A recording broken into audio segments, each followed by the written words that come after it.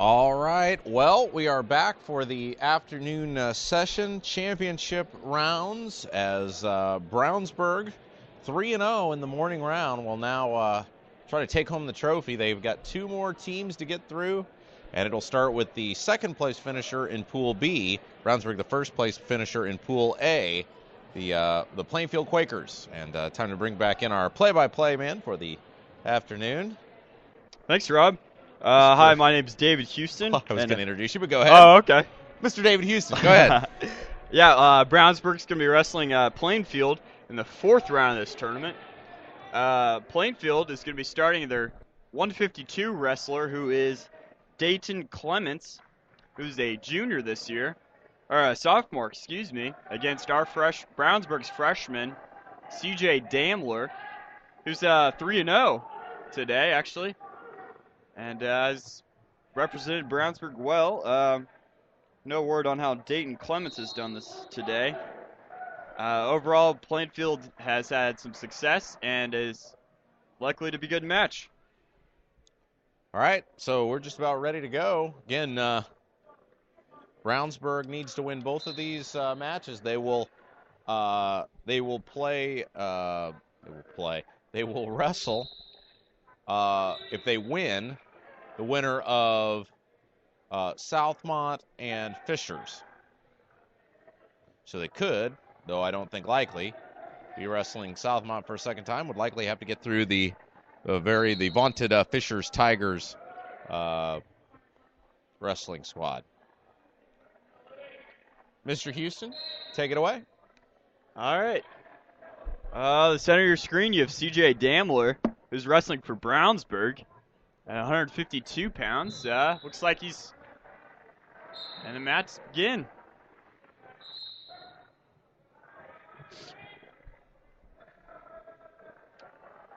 Wrestlers lock up in a collar tie.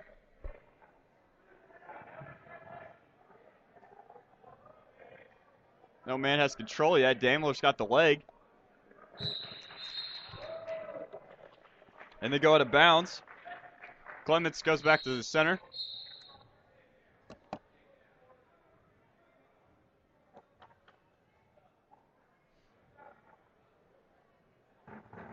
Each man fighting for control of the hands.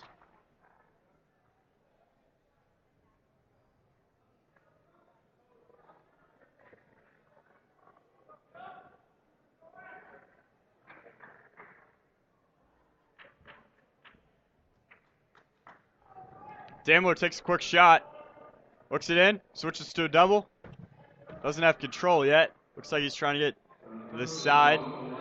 Clements grabs Damler's leg. Oh, it puts him in a...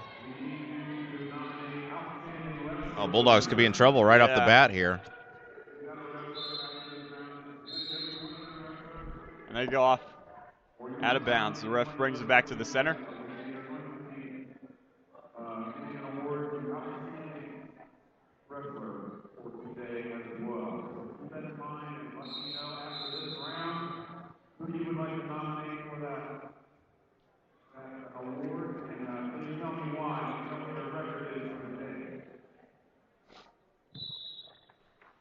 Clements on top, Damler on bottom. Damler does a quick stand-up. Fighting to get away. Clements runs him out of bounds.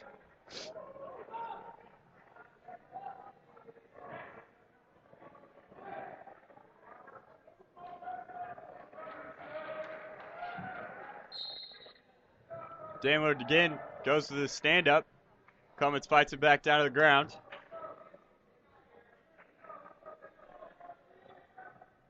Unable to score any points, Clements grabs an arm.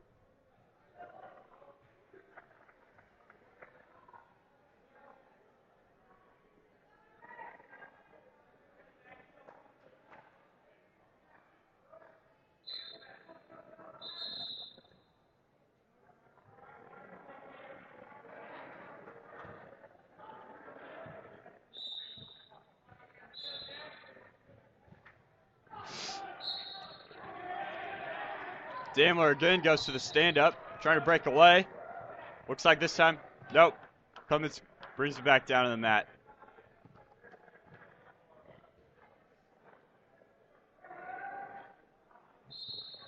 And that's the end of the first period. Daimler's down on points to Plainfield's Dayton Clements, the 152-pound spot.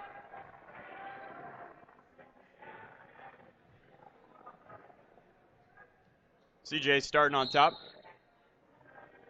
He goes to the far ankle near side.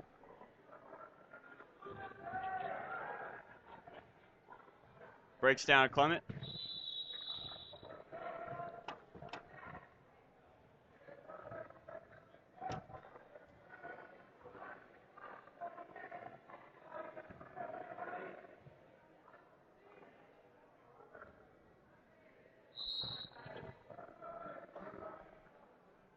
Looks like Daimler's trying to hook something up. Able to do so.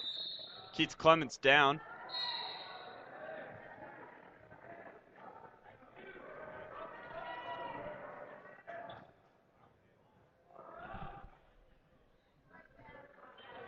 He was in big trouble early on in the match. He's really been able to get the momentum back. Yeah.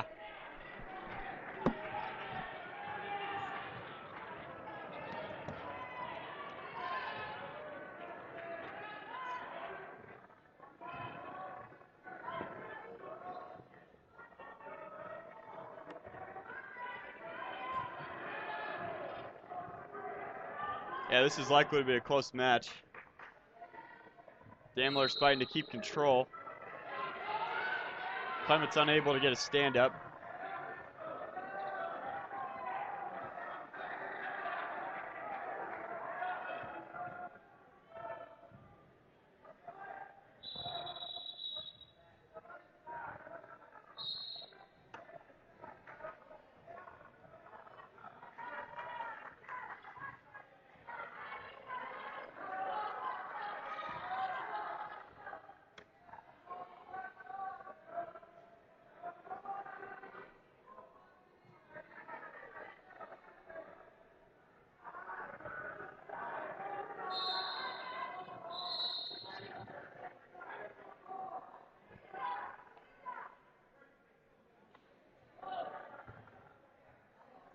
Looks like Clements of Plainfield has a bloody nose. He goes to the trainer's booth, get that taken care of. Daimler goes over to his coaches for counseling. Blood time starts.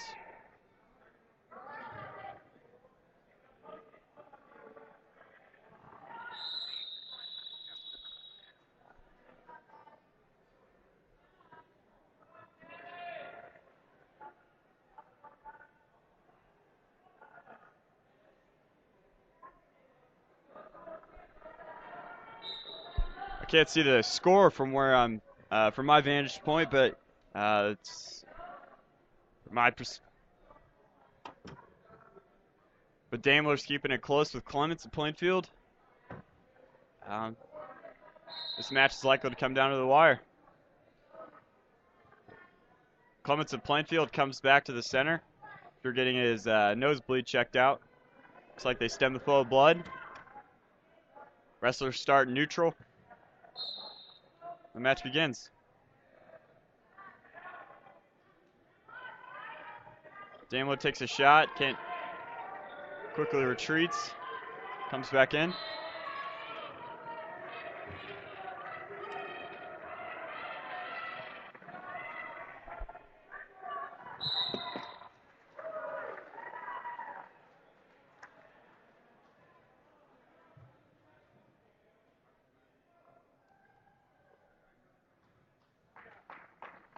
Daimler has control of the wrists. Working hard to snap down Clements.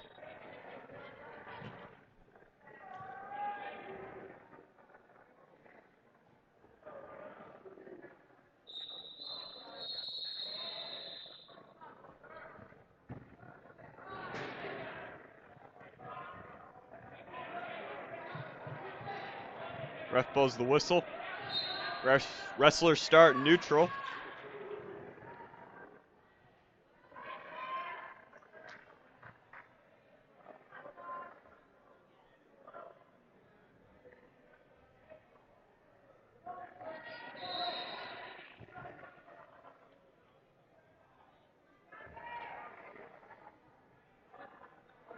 Daimler again takes a shot. Clements grabs the front headlock. Works to snap Daimler down. Either wrestler scoring. Clements is getting pushed out of the ring.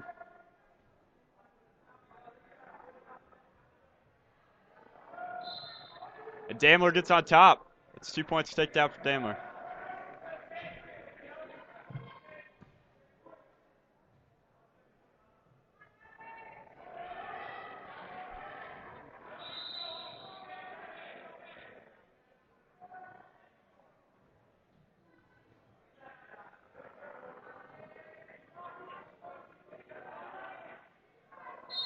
Oh.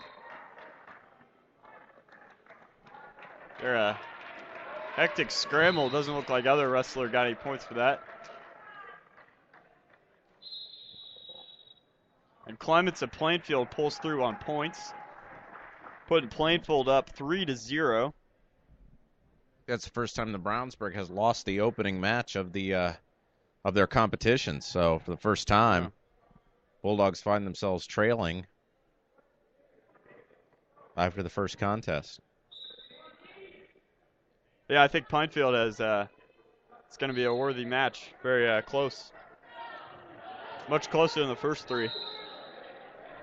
And next match, Zach Richardson, junior from Plainfield, will be wrestling the sophomore Seth Bronger of Brownsburg, the 160-pound weight class. Well, Seth's going to be giving up some size here. Yeah.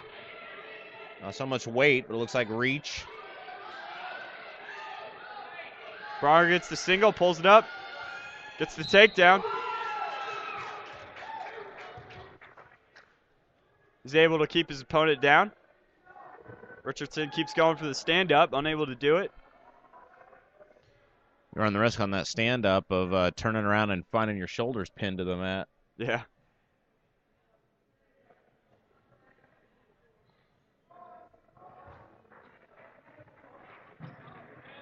Bronger's got a leg in. Switches to the crab ride.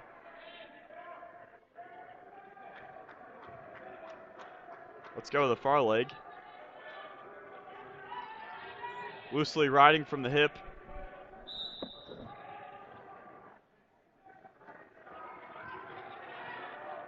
Richardson's working to get on top.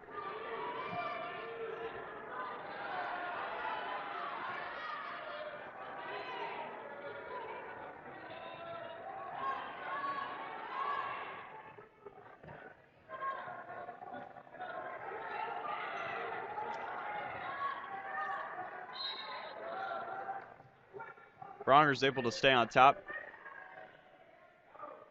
Richardson gets a quick escape. That's 2-1. Bronger.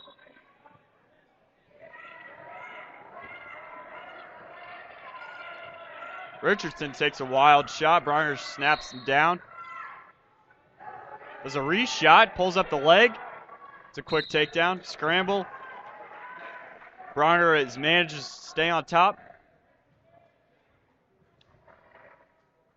Bronger works the leg. Ref stops.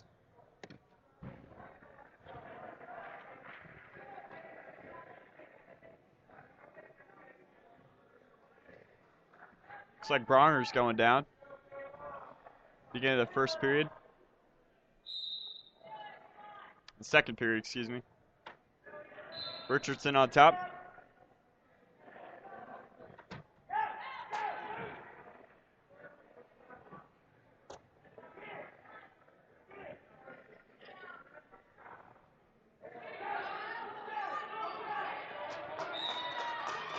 Bronger goes for the quick switch. Able to get it. It's 4-1 Bronger.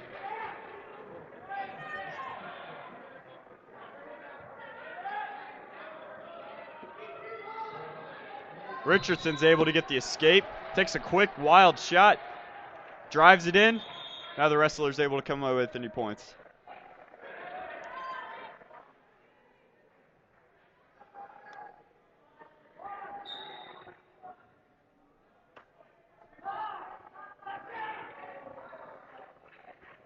Bronger grips control of the wrist.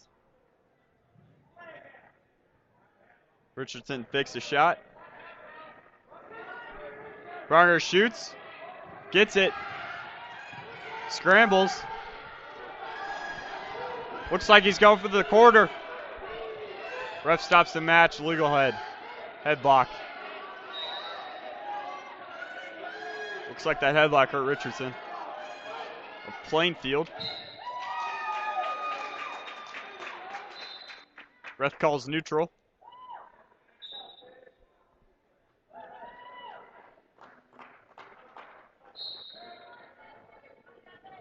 Oh. Bronger tries to get a throw. Unable to come away with any points.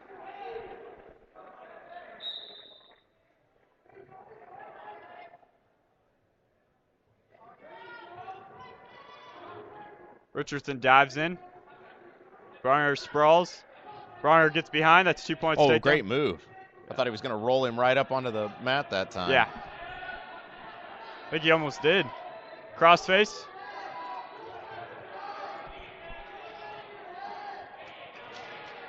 Scramble. Bronger remains on top.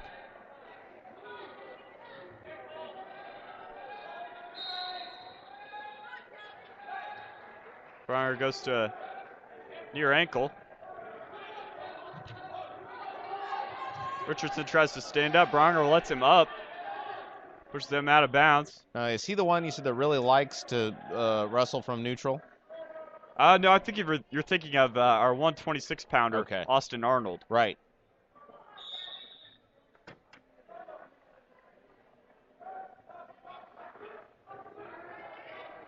But Seth Bronger seems to be dominating right now at neutral on the feet, so I think it would be wise to stay on his feet.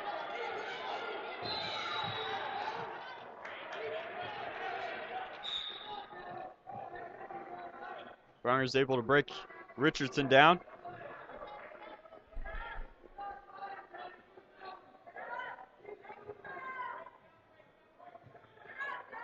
Richardson stands up. Bronger brings him right back down to the mat. Gets his hips under.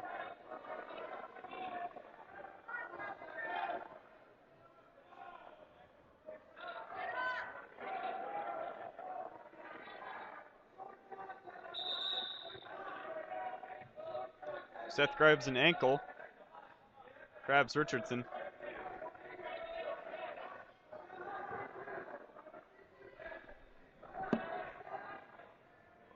Richardson stands back up. Seth tries a torque.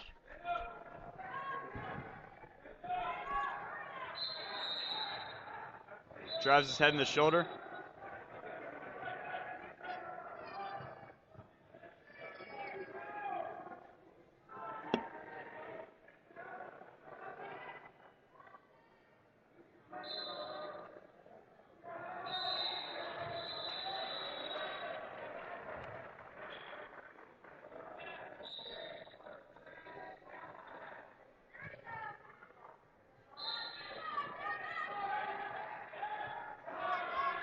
Richardson gets an escape. They move their way back to the center.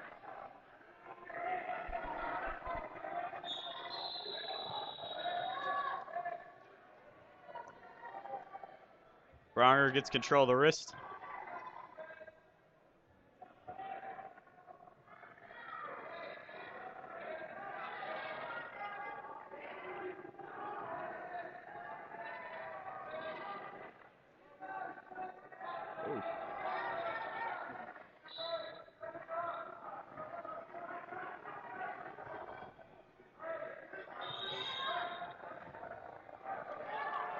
That's the end of the period. It's the end of the match. Yeah. Bulldogs tie it back up. Big win for Brownsburg.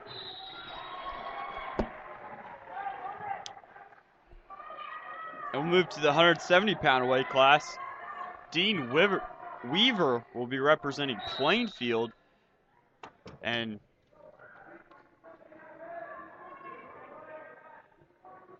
looks like Blake Blake Robertson will be representing Brownsburg at the 170-pound weight class. I don't think we've called his name today. No, yeah, Blake Barron, or rather, looks like he's filling in for Stone Neese, who wrestled the first 3 matches at 170. Blake's coming out strong. Against Dean Weaver of Plainfield. Both men trying to get control tight. Looks like they're both vying for the throw. Blake throws it, unable to get on top, and they move out of bounds.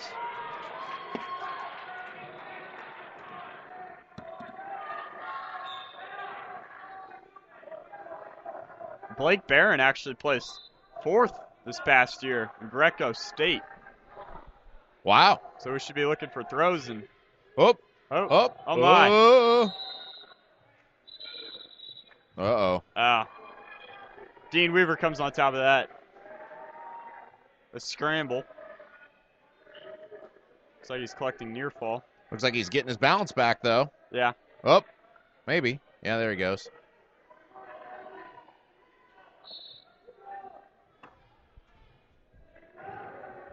Actually, to get to the 170-pound weight class, Blake had to lose 26 pounds. But looked like it was for naught.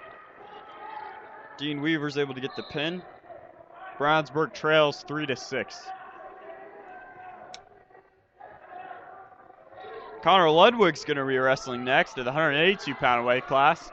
And he's going to be going up against Caleb Sheets of Plainfield. Sheets a junior, Ludwig a senior.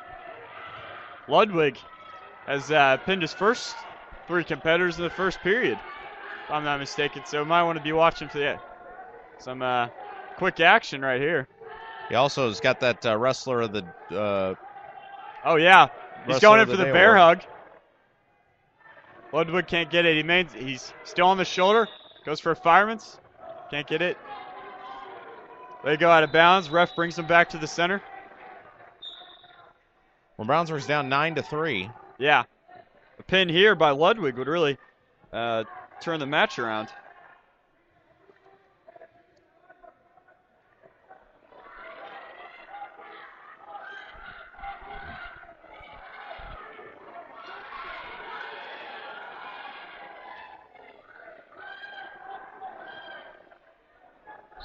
I think if Ludwig can win here, he will undoubtedly win the Outstanding Wrestling Award for today's competition. Ludwig still driving on that shoulder. And they move out of bounds.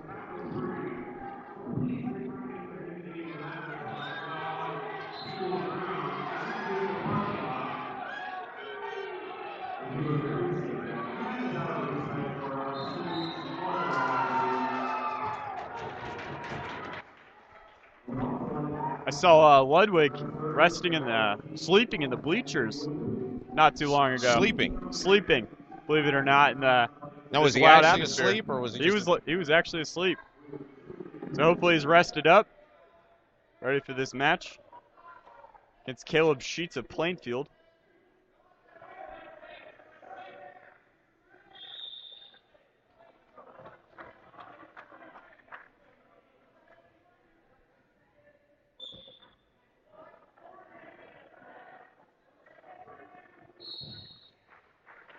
Sheets takes a shot. Ludwig denies. Both men vying for leverage. And that's the end of the period. Well, this is a big match for the Bulldogs. They really don't want to fall behind by more than 6 points. Yeah. Ludwig, a 3-year returning letterman. Went 26-11, was a semi-state qualifier.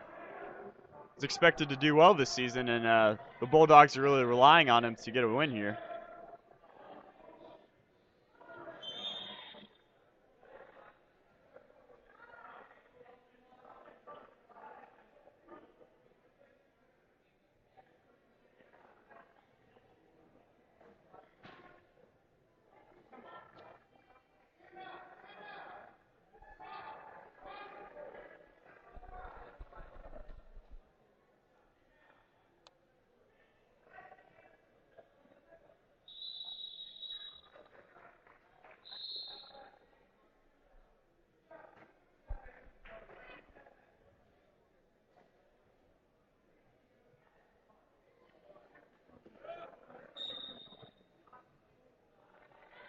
Sheets gets a quick reversal. Ludwig looking for a re-switch, being denied by Sheets. Ludwig grabs a leg, gets one escape point. Wrestlers will come back to the center in neutral position.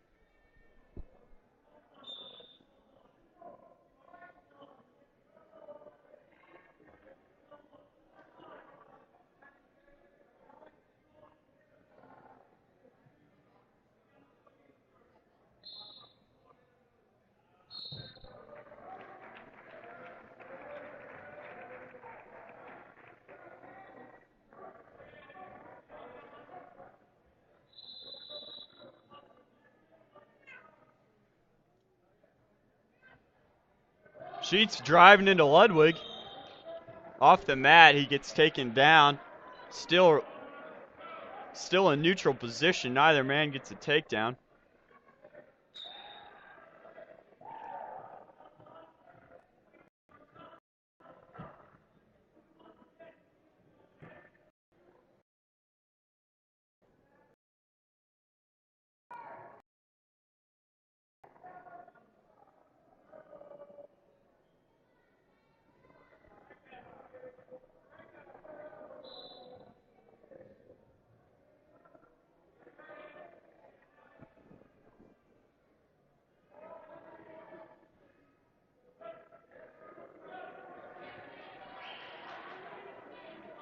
Ludwig takes a shot.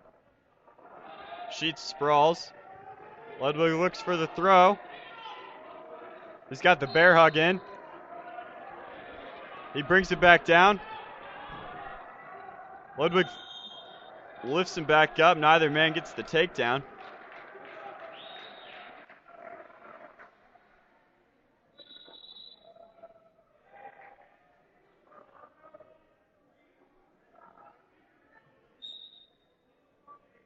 Only seconds remaining. That's the end of the period.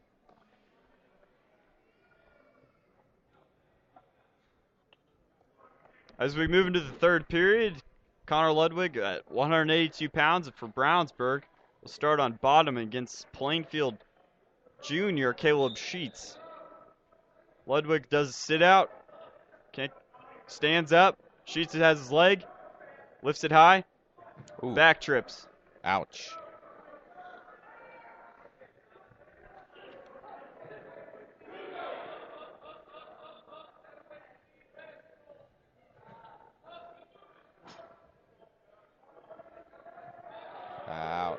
Ouch. Sheets puts Ludwig in a headlock.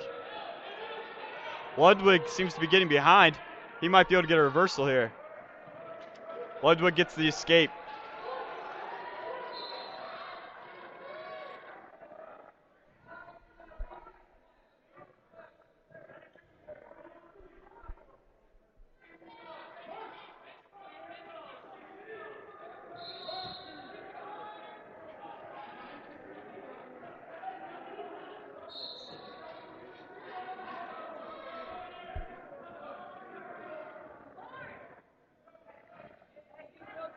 Sheets takes a shot. Ludwig gets the front headlock. Throws it. Sheets is on his back. Ludwig very well might get the pin here. He is absolute control. Oh. Uh-oh. Oh, Sheets starts to roll. Ludwig goes to his back. Sheets is on top now. Sheets has the headlock. Just a Ludwig's fighting off swing his of back. action. Yeah. Back and forth. Uh-oh. Sheets manages to stay on top. 2 points reversal. Ludwig does a Granby, does it slow. Sheets capitalizing. Ludwig goes back on his back.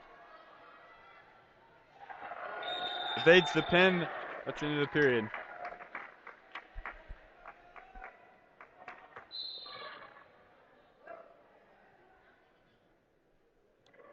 Well, the Bulldogs find themselves down now 12-3, 4 matches into the contest. Is that right? What do you got? It's 12-3 or 9-3. Well, the last guy didn't get pinned, did he? No, so so. you're right, 9-3. You're correct. All right. I'll just shut up and get out of the way. Oh, no need. All right, we have 220, or 195, excuse me. Brownsburg's Jake Marsh wrestling up against Tristan Southwood, the sophomore from Plainfield. Let's see if Plainfield will be able to continue their streak or Brownsburg will be able to turn it around. The team score is 3-9 Plainfield.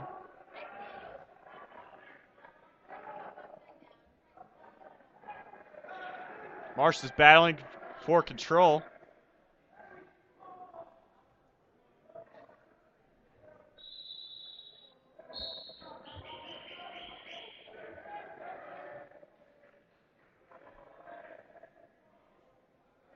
Marsh has got the leg. He gets the takedown. Marsh is up 2-0. They go out of bounds. Ref stops them. They go back to the center of the mat.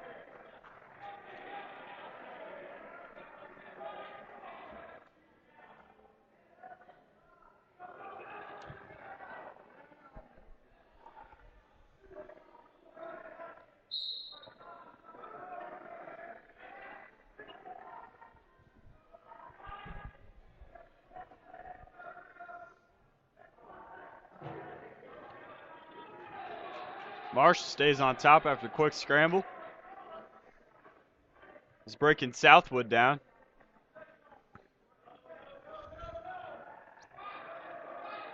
So that'd be illegal, like say you wanted to put your elbow on him, like on his back. Would that be illegal to press down and do something like that? It's legal to an extent. You can't overdo it, and that if you're clearly just trying to inflict pain on the opponent, the ref would call you for that. But if you were trying to work a move and to leverage that, you needed to push your elbow down on his back, then that'd be totally legal. Southwood gets the escape, making the match 2-1 for Marsh, if I'm not mistaken. Looks like time's winding down. 4 seconds left.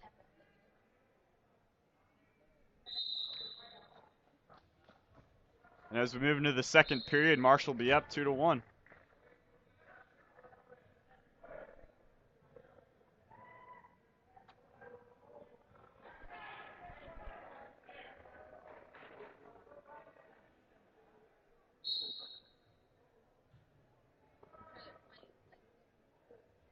Marsh gets the stand up. Not able to get the escape. Oh! Looks like he might get the reversal here. Marsh gets behind. That's 2 points reversal.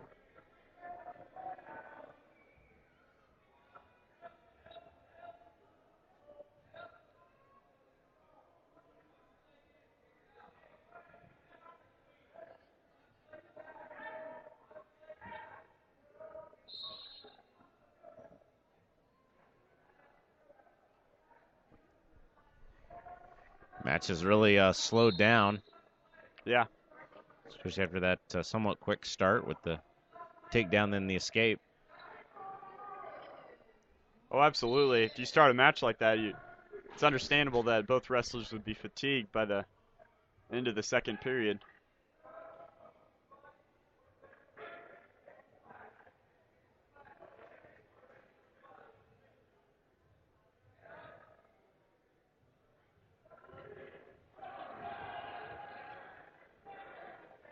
Southwood gets the escape.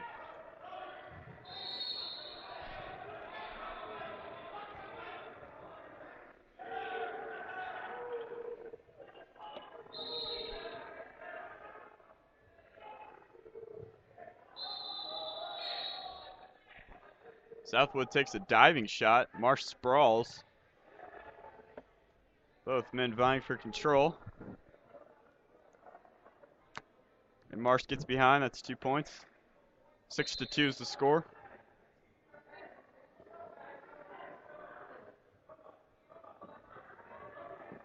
About 10 seconds left. Southwood does a sit out. Looks like he might get a reversal here.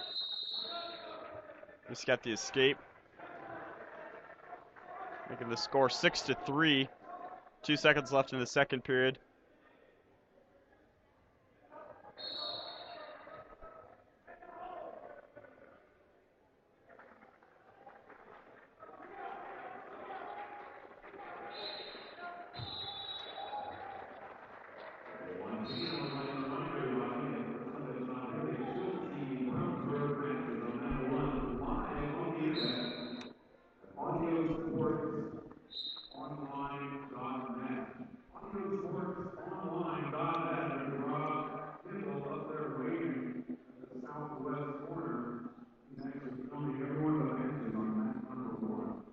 You just got a plug.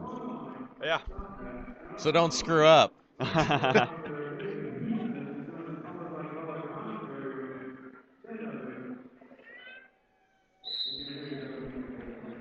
Wave to everyone, David. They're all clapping for you. Keep waving. Got my fans. Keep Marsh, waving. Looks like Marsh is about to get the pin here. And that's the match. Turn it around for Brownsburg. Team score is 9-9. Come back down to Tyler Harlan of Brownsburg at 220 going against Daylon Weddle. Both seniors. They mentioned us. They got the pin. Yeah. We should be mentioned more often. We should. We should be mentioned before every match. Well, again, if you are just tuning in, it's now 9-9, correct?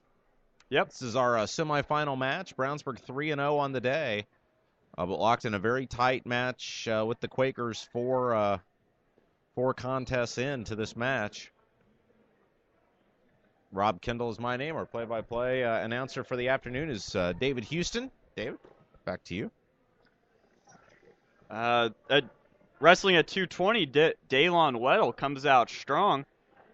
Fast and furious against Brownsburg's Tyler Harlan. Neither man has scored yet. We're still in the first period. There's about a minute 20 to go. Tyler goes in. Looks like he's trying to get control of the arm.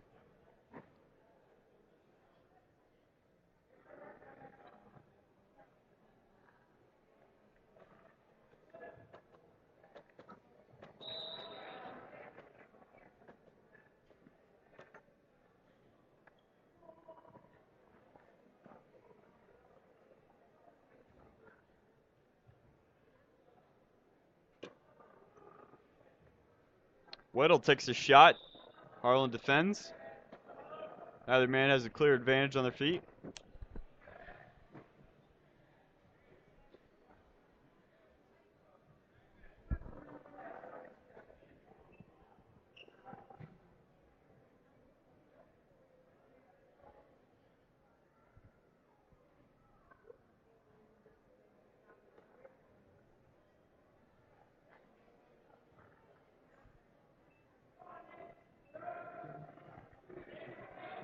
Harlan snapping down.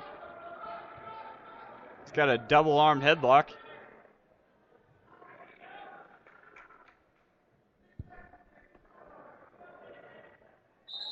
That's the end of the first period. I guess we're what are we? 5 matches in now? 1, 2, 3, 4. Yep, 5. So this is the 6th match. Correct. Because Plainfield's won 3. They don't have any pins. Mm-hmm. And Brownsburg's won 4. They won 2. They won 2. Yeah, 9-9. They've got 2. Yeah. One was a pin. Yeah.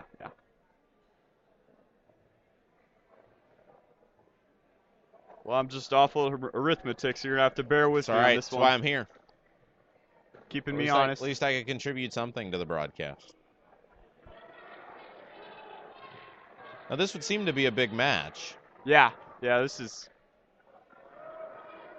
this could really tip the momentum in either direction, depending on the outcome. Yeah. And the winner of this will continue on in the team tournament into the finals.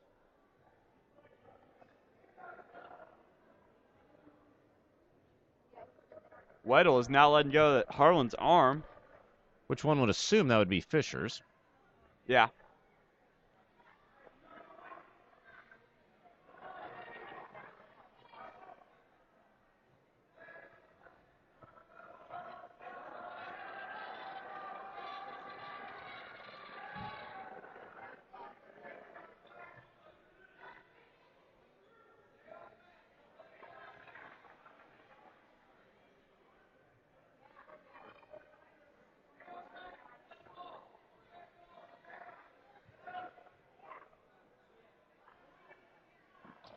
Just a lot of inactivity right now.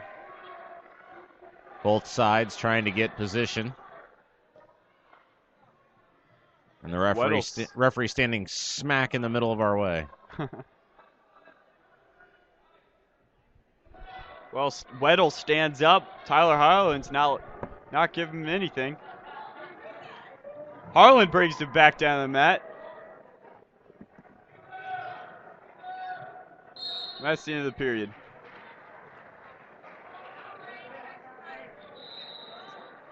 Score remains 0-0 going into the third. Tyler Harlan will be on bottom. Daylon Weddle of Plainfield will be on top. Harlan's broken down.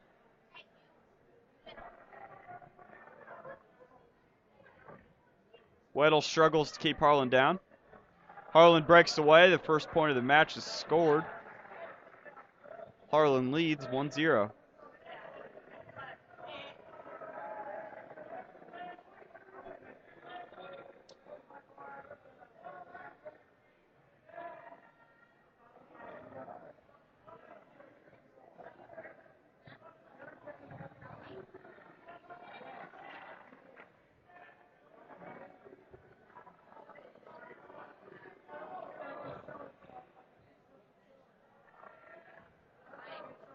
Both men trying to get control. Wrist control. Harlan's pushing forward. Weddle hooks up in a collar tie.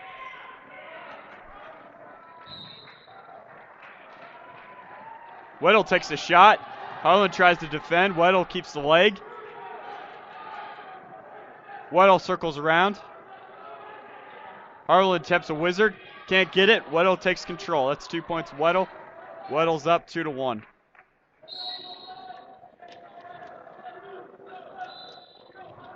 Thirty seconds left in the third period. Harlan needs an escape to tie the match 2-2. It's got to be disappointing as a wrestler when you're so close to winning there. You got just 30 seconds to go, and you just can't keep that guy from getting behind you to get that takedown. Yeah.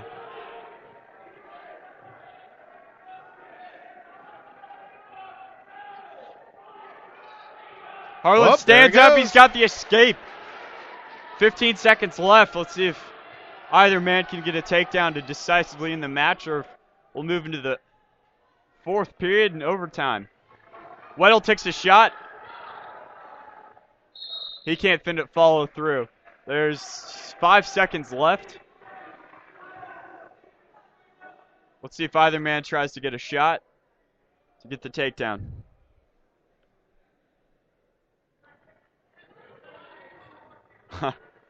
Harlan goes before the whistle. Caution is called. Weddle takes a shot. Harlan tries to circle behind. No man scores. That was close.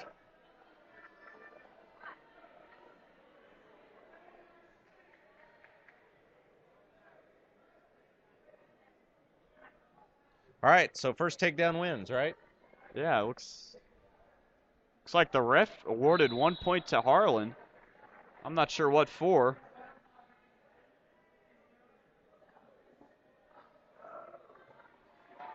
The score is 2-2. We move into the overtime.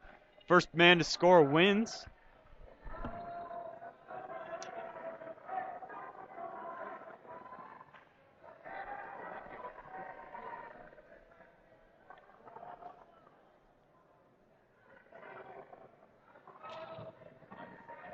Harlan tips the snap down, can't follow through. New knee pick doesn't work. Wendell shoots. Harlan's got the front headlock. He's trying to circle behind. And they move out of bounds.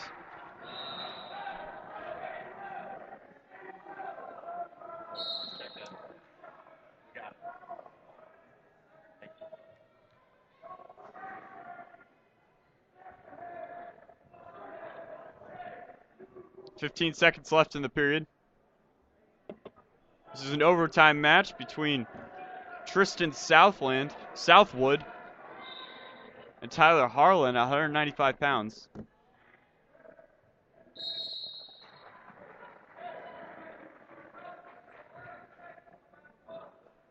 Neither man scores. We'll move into the 5th period. There are 30 seconds left in double overtime. First man to score wins. Harlan chooses bottom. Decided advantage among overtime matches. All Harlan needs is an escape. Weddle needs to hold Harlan down either for the duration of the period or get near fall. Harlan stands up. He breaks away. That's 1 point escape. Harlan wins. He just needs to finish out the match.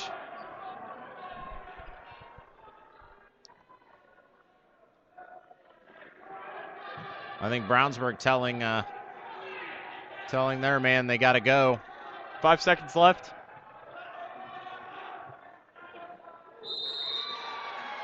And the Bulldogs steal one.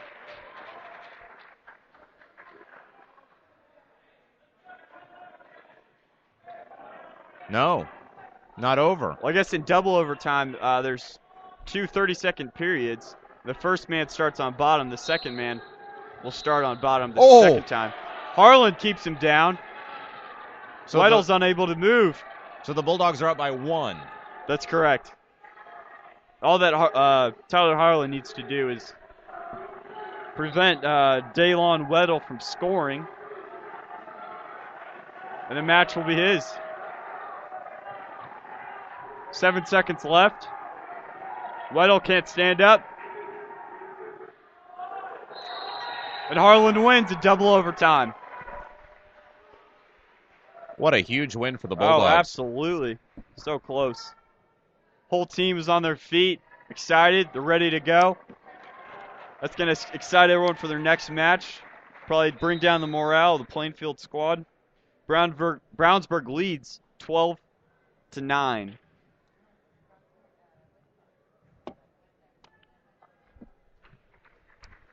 Next match will be against Plainfield's Justin Massey, the junior at 285 pounds. And he will be going up against Brownsburg's Zach Rumschlag at 285 pounds. Zach seems to be considerably taller than Massey. Yeah, though they're about the same weight. Yeah. Rumschlag was struggling earlier in the day. Let's see if he can turn this match around.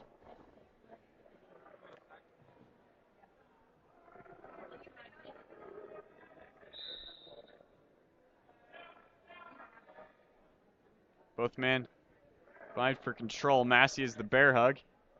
Over under. Massey tries to trip. Rumschlag stays on his feet.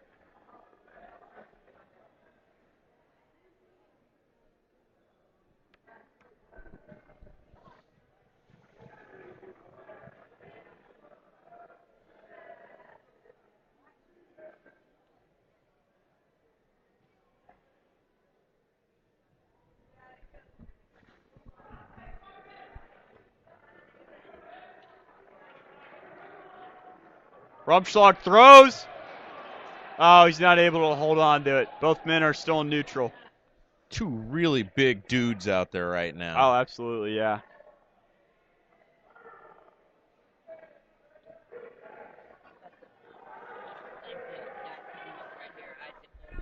What's that?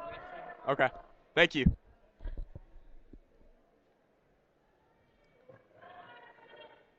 Now, is there a weight maximum? Yes, 285 pounds. So you can't weigh more than 285? Nope. So if you weigh more than 285 pounds, you can't wrestle in the high school? Correct. Didn't they used to have have a lot of people have a heavyweight division? I think it is the heavyweight 285 division. is the heavyweight division. And it encourages people that are over like 285 pounds to lose weight. Right. Which is probably good for high school students at that weight. Both men are still on their feet as they... Oh, Rumschlag chooses down. Score remains. But, I mean, you could have, you see, not a lot, but sometimes in high school, linemen, it could be 300 pounds. It's not... Oh, yeah. He's a big guy, but not overweight. Uh-huh. And he couldn't theoretically wrestle. Yeah, he would have to lose weight to get down to the spot. Okay. All right. That'd be a big guy. Yeah. There are some. Absolutely. So they don't call it heavyweight anymore. It's now just two. Oh, Yeah. he got him in a little bear hug there. Oh, and unfortunately went the wrong way. Yeah, Brownsburg had a wrestler, Dual Ginter, a few years ago. He came in at the beginning of the season, was weighing 310 pounds, and he wound up losing the weight, and towards the end of the season, performed really well and made it to the state tournament.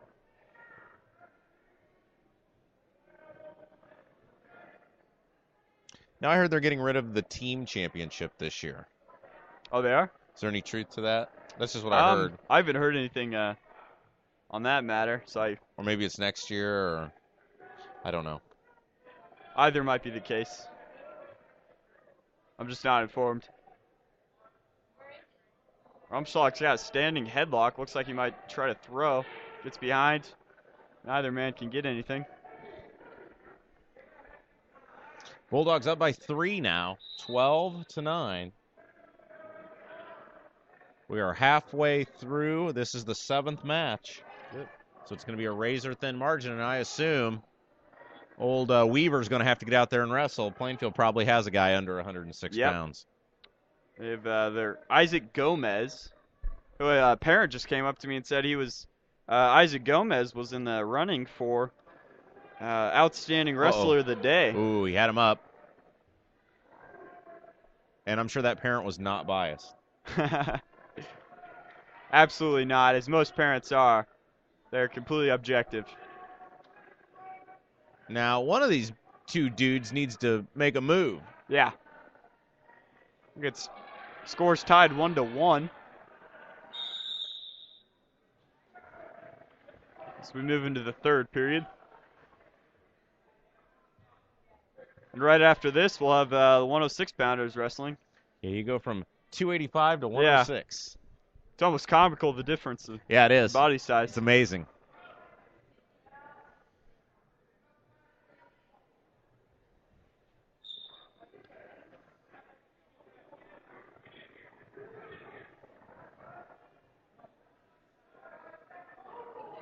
Rumschlag has double underhooks. He's looking to throw. Got him. Rumschlag gets it. Now he wants to... Plainfield's on his back, and that is a pin. Early in the third period. Zach Rumschlag turns his day around, propelling the Bulldogs to 18, Plainfield 9.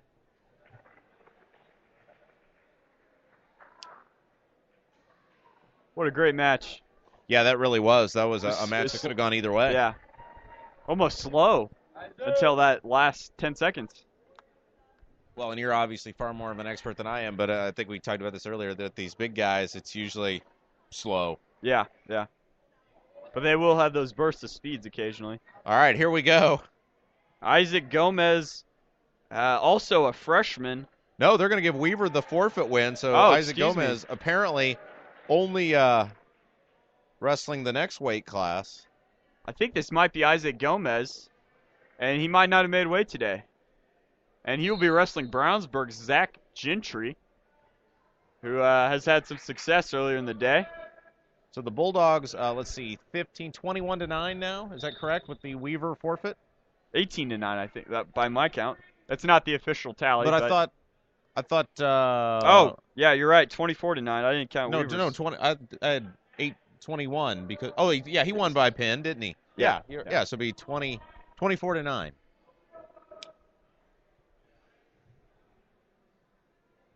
That's the second thing I've done all day, so I'm feeling really good about myself at this point. So Bulldogs putting a little bit of space between themselves and the Plainfield Quakers, although Gomez, no easy task here. And he may quickly call it a day's work. And like you said, Weaver may be the happiest man in the world because he got a forfeit and he should have had to wrestle Gomez. And then it shows the talent of Gomez if indeed he didn't make weight for them to send him out there to this upper weight class, and he's really having an easy time so far.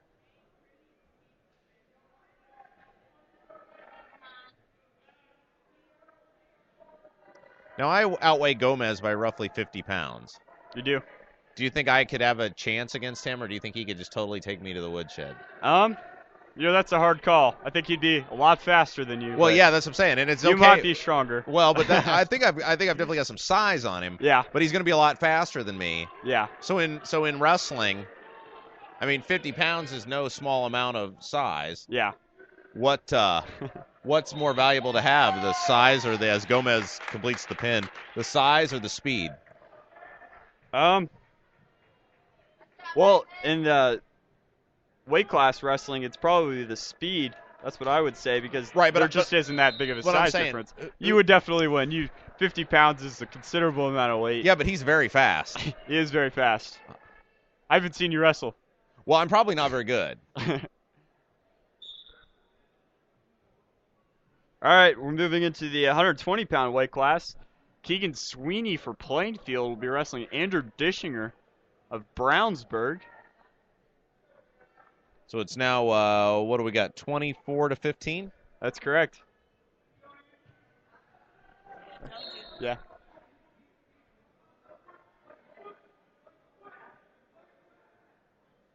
Dischinger's got the leg. And will he be able to keep it in bounds? Nope. Not able to. Both men stay on their feet.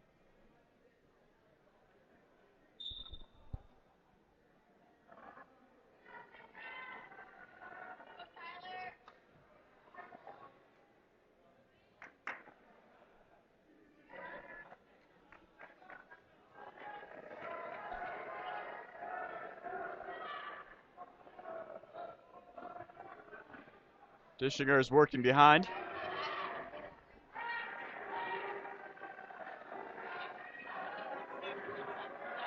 No man has control.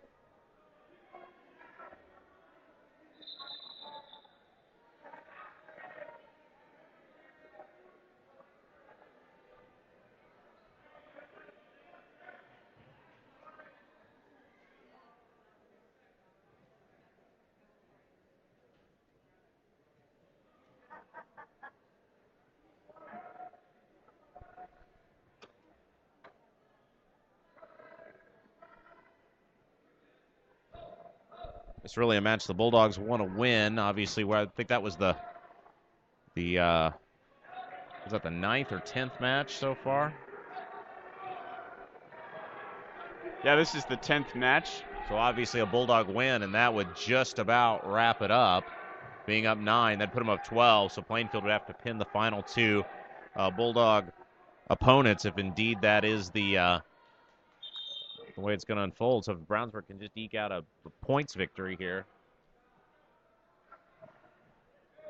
To that last roll, Dischinger fell behind on points. Score is 2-5 as we move into the second period. Dischinger will remain on bottom.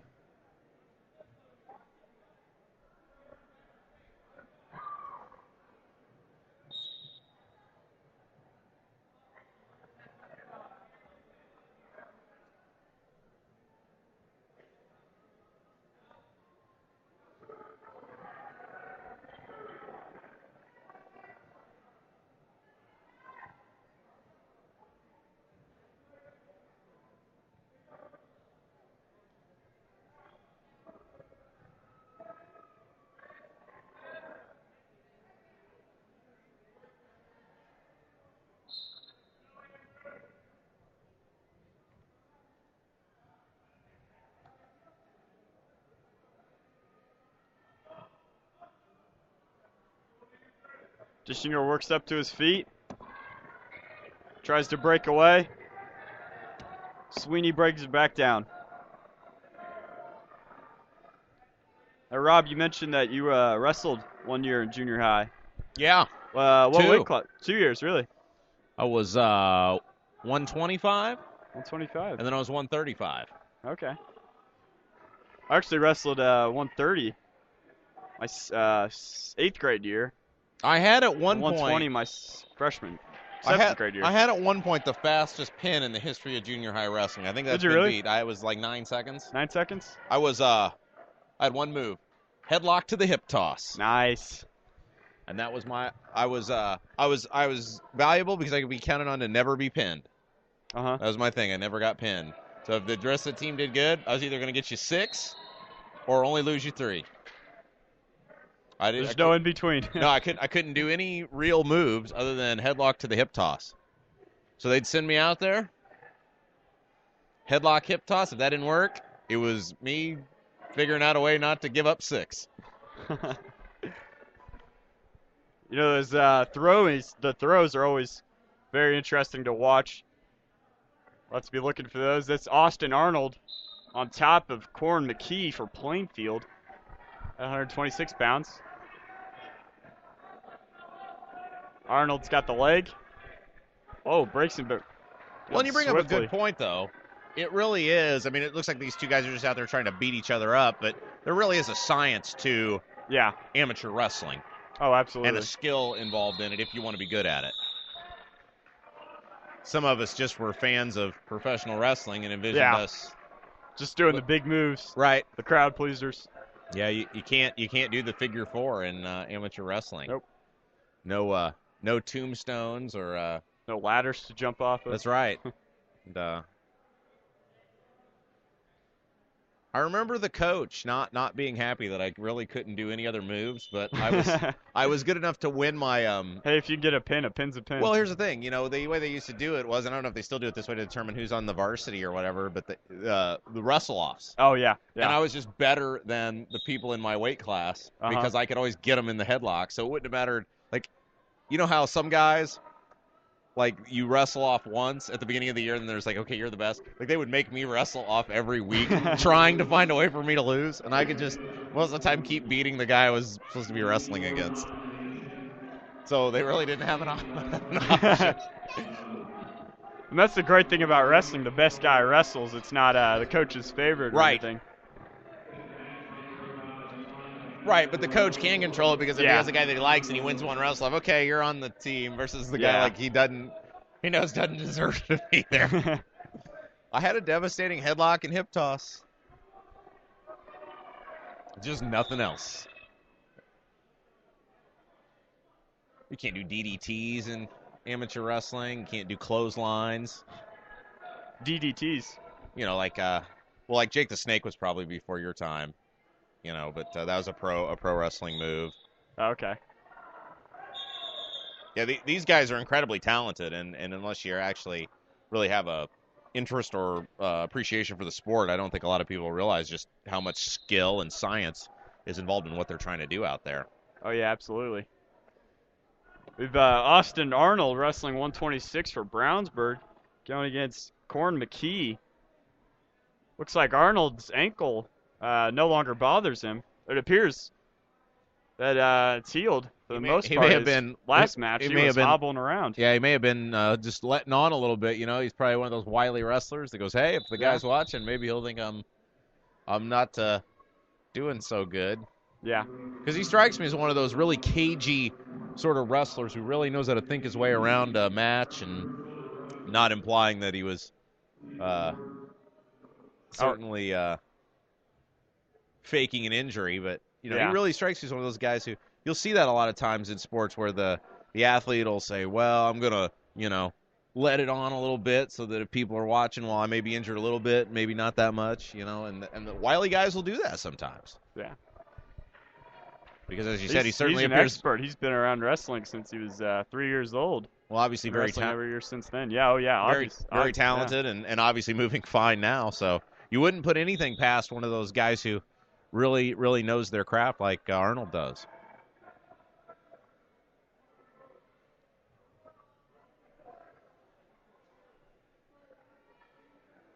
McKee looks for the breakdown. Unable to get anything. Looks like Arnold's about to roll. What's up, buddy? How are you? Great, man. How are you doing? Not bad. Glad to see my son. What,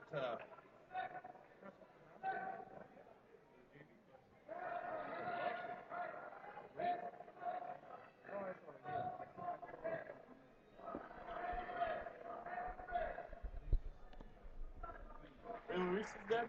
Yeah. And I'm David. Hey, Dave. Bruce is a good friend of mine. We always wrestle in practice. Oh, really? Yeah, he's a good wrestler. Oh, thank you. I think he's in Nebraska right now. I think he's right there. Oh, there he goes. Yeah. I think I'm going to go to him now. I'm going to go see my wife. She's looking at him.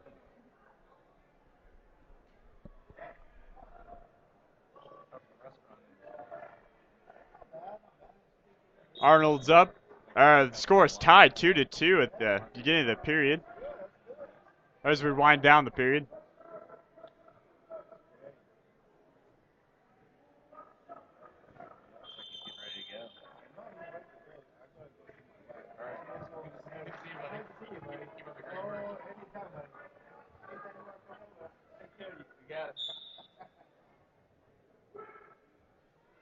McKee looks to stand up. Arnold grabs the leg, lets go of the leg. Still, he stays in control. McKee goes to his back. McKee goes to his stomach, stands back up. Arnold picks him up. Trying to bring him back down on the mat. He's having trouble doing that. McKee breaks away. 1 point escape.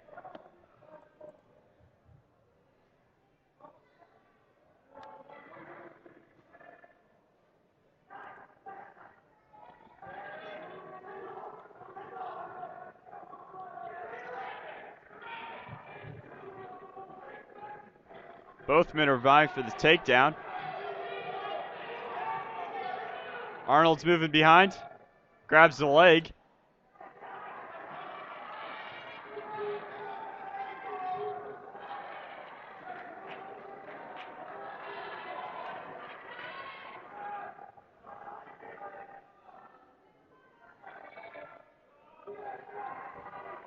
McKee in control. Arnold gets a quick reversal. McKee goes to his back.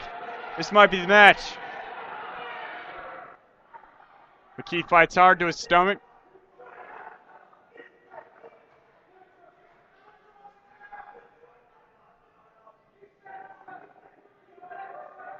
Well, these Brownsburg coaches are just as passionate as the wrestlers, aren't they? Oh, yeah. You can see in the top right of your screen, the coaches are dancing around, shouting as loud as they can.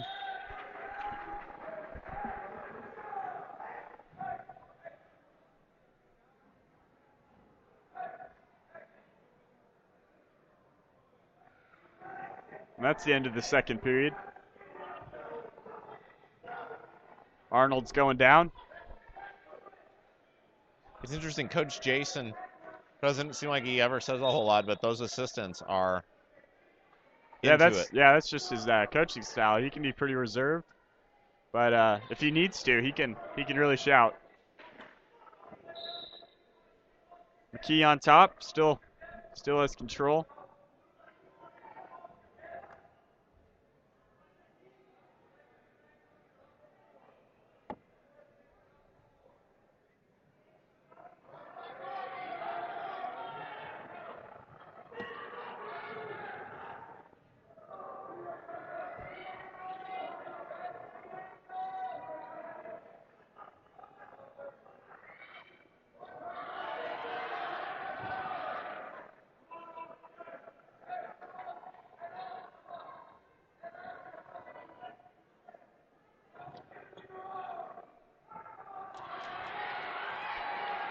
Oh.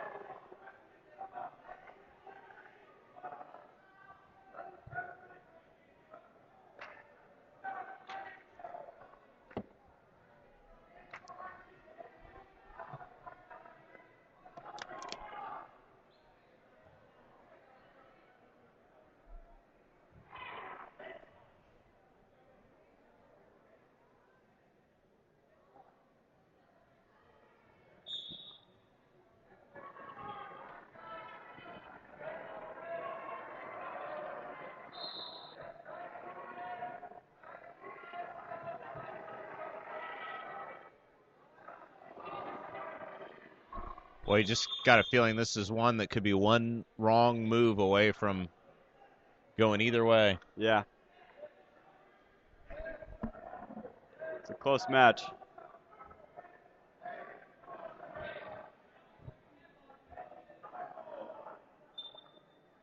Only a few seconds left in the third period.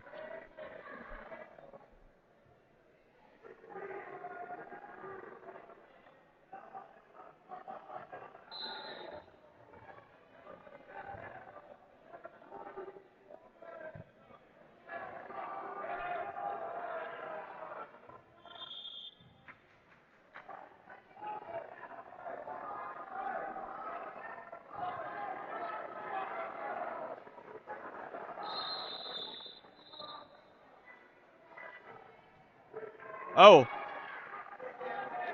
McKee throws. Looks like Arnold got on top. McKee's on his back. Oh. Nearly a pin. That's near fall for Arnold. Well, and that's good enough for the Bulldogs as they expand that lead, and you can tell by the Bulldogs very animated. They're on the sidelines that that was a huge win. Oh, absolutely. It's like we're going to the Canto. Yeah, Stephen Canto at 132 pounds going up against Ben Macri, a senior from Plainfield. And they've only got 2 matches left, so the Bulldogs, as long as Canto doesn't give up a pin, the Bulldogs will move on to the final round of the tournament. Was that the 10th or 11th match? I wanted to say it was the 10th. Yeah, this is the 11th. Right, so as long as the Bulldogs, again, don't give up a pin. Yeah. That's it. I wonder what would happen in a tournament setting if the team winds up tying, both teams tie. I don't know. I'm sure on the rules, maybe it says they would have to anticipate for that. Oh, Canto goes to his back.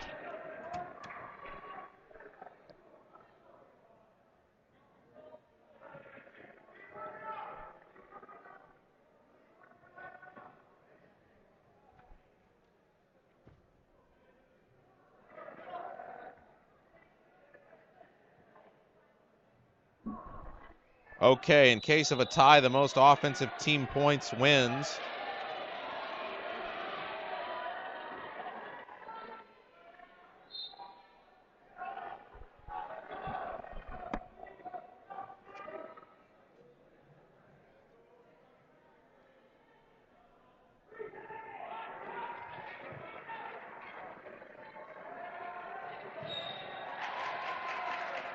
That's it for Savon Canto.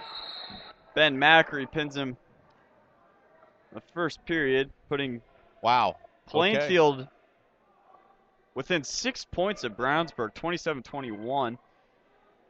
Well, that was something the Bulldogs definitely didn't want to give up because, as you said, 27-21 is the score. So this is a huge match for the Bulldogs. Yep. Dylan Kirby of Plainfield's wrestling Paul Thomas of Brownsburg. 138-pound weight class. Oh, Thomas gets a throw. Well, this could be early pickings for the Bulldogs. Oh, yeah. And that's a quick pin. Huge win right there for Brownsburg. Yeah. And it'll end up going as a 33-21 win, but it was not that easy. Bulldogs had to work until the very last match to get the win, but at the end of the day, all that matters is the W, so now we await the winner of the Fishers. Apparently there's still one more match. I guess we were one off. There is, but regardless of the outcome, right, Brownsburg will win. Tristan Pantone of Plainfield is now wrestling Johnny Simmerman of Brownsburg.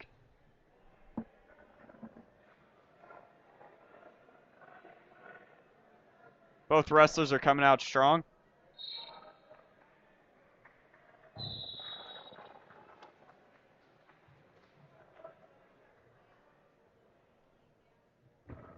Simmerman gets behind Pantone. That's a 2 points takedown.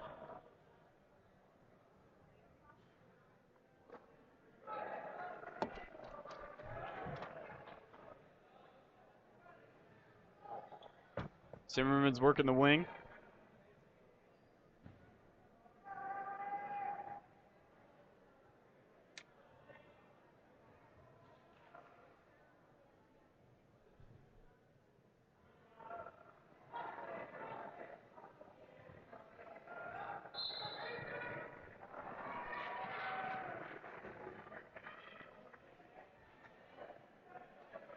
Zimmerman's got Pantone on his back. Ref's counting off near fall. You'd think it doesn't even appear like his shoulders are really on the mat, but he's getting counted down for a near fall. Near fall. All that Zimmerman needs to get his back within 45 degrees of the mat, and that is near fall. I got you. Okay.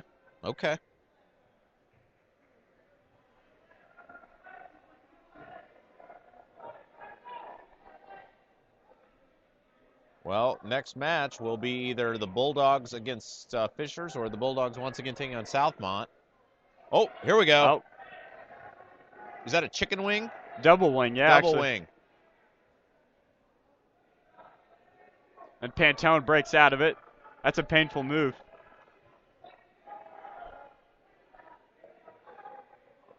There used to be Zimmerman's really working the wing. It's the 4th time this match. There used to be a pro wrestler named Bob Backlund, and he used the chicken wing. That was his finishing maneuver. The cross-face chicken wing. Works in amateur wrestling too. Yeah. Bob Backlund is famous because he lost the belt to the Iron Sheik, who lost the belt to Hulk Hogan for the first time. So really? Hulk Hogan won the championship for the first time against the Iron Sheik.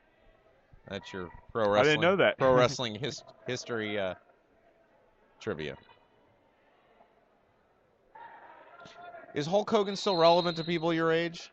Do you know who Hulk Hogan is? Yeah, I think he's a TV show, reality TV or something. Yeah, he did. Hogan Knows Best. Oh yeah, for a while. Does Rent-A-Center commercials. He does with Troy Aikman. Yeah. But he used to be a very famous wrestler. Uh-huh. And I feel really old. Well, he was wrestling up until a couple years ago. Zimmerman brings Pantone back down to the mat.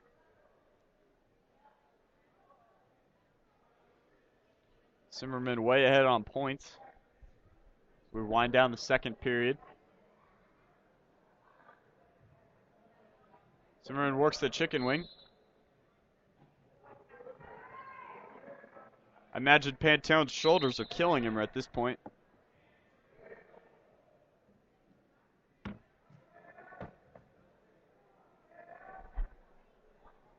Well, that's a plate right there. I think he took everything that was left in the hospitality tent. Literally. Yeah, those wrestlers, I think Luis has been losing quite a bit of weight. Well, he definitely he's gonna gain that all back. Yeah, he definitely already made his weight today, I would guess. Yeah. That's what I would do last year. I would lose about 10 pounds a week, and then on Saturdays when we had meets, I'd gain that all back. Right. During the course of the day. That's a pretty strenuous thing, especially for high school kids, is to gain and lose weight at such a rapid pace. Oh yeah, yeah.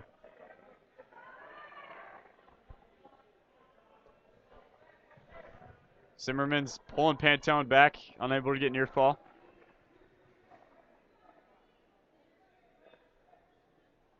Pantone stands up. Zimmerman yanks him back down.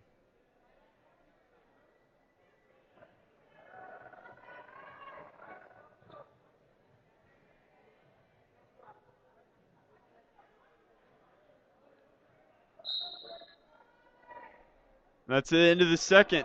Zimmerman's up. Looks like 9-1. If I'm seeing it correctly, the scorer's booth.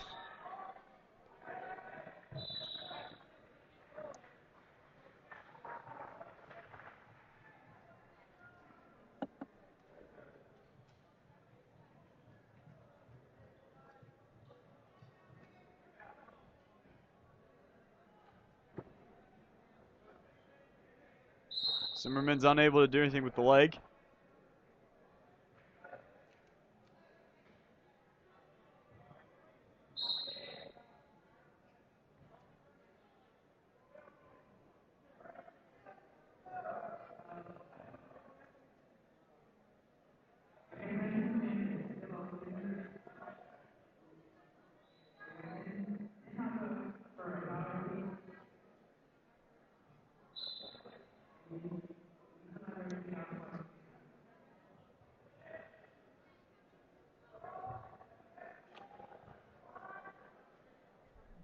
Well, it looks like it's going to be Fishers that will be wrestling in the finale. How did they beat Crawfordsville? Fishers beat Southmont. Southmont, okay.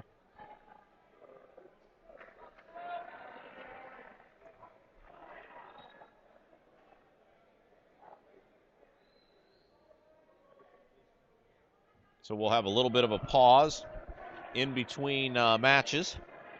We'll keep the stream live, keep it active. You can keep it glued right there on the mat, and we'll have your championship for you.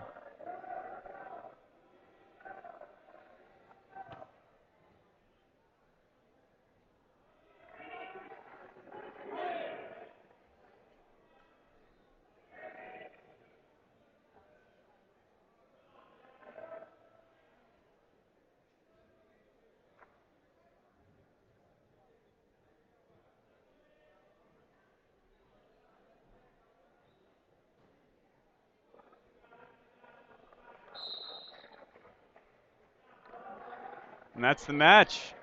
Zimmerman wins over Pantone, 138 pounds, bringing the Bulldogs up to 36. Plainfield 21. All right. Well, we'll take a little break. We'll be back. We'll have the finals for you. It'll be Brownsburg and Fishers coming up in just a few minutes.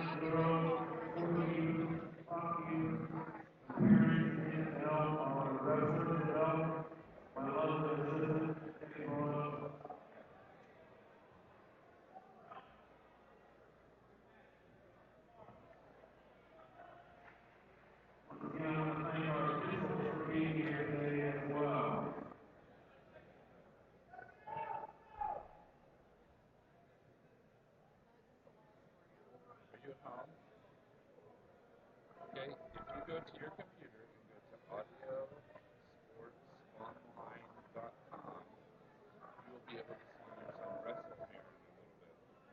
And pages, just by pages, for Brownsburg Wrestling. You go to the Brownsburg Wrestling page, and you'll be able to watch it because Fisher's been into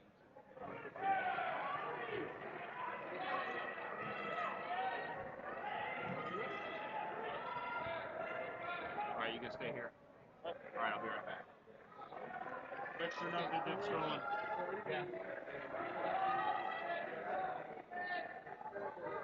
One more match to go, and we're done. Yeah.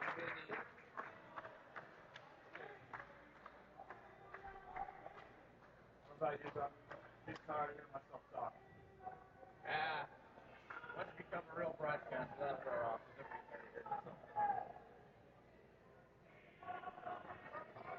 Well, Charlie.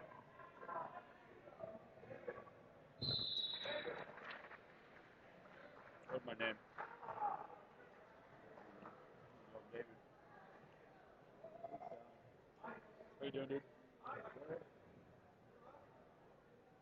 voice is better with the team, or? Yeah, I was.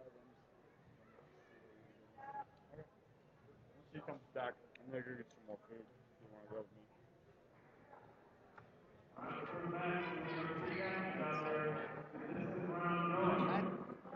That's no, it's not right when it's the wrestling season. I'm not hungry. It's just not fair. Something's wrong. Yeah. Is it .com or .net? No, I'm not gonna use it. .net. Because that says .com. That does? Right there. Oh. I don't know. I'm looking at the top. That says Yeah. .net, but that says .com. That's strange. Maybe either would work.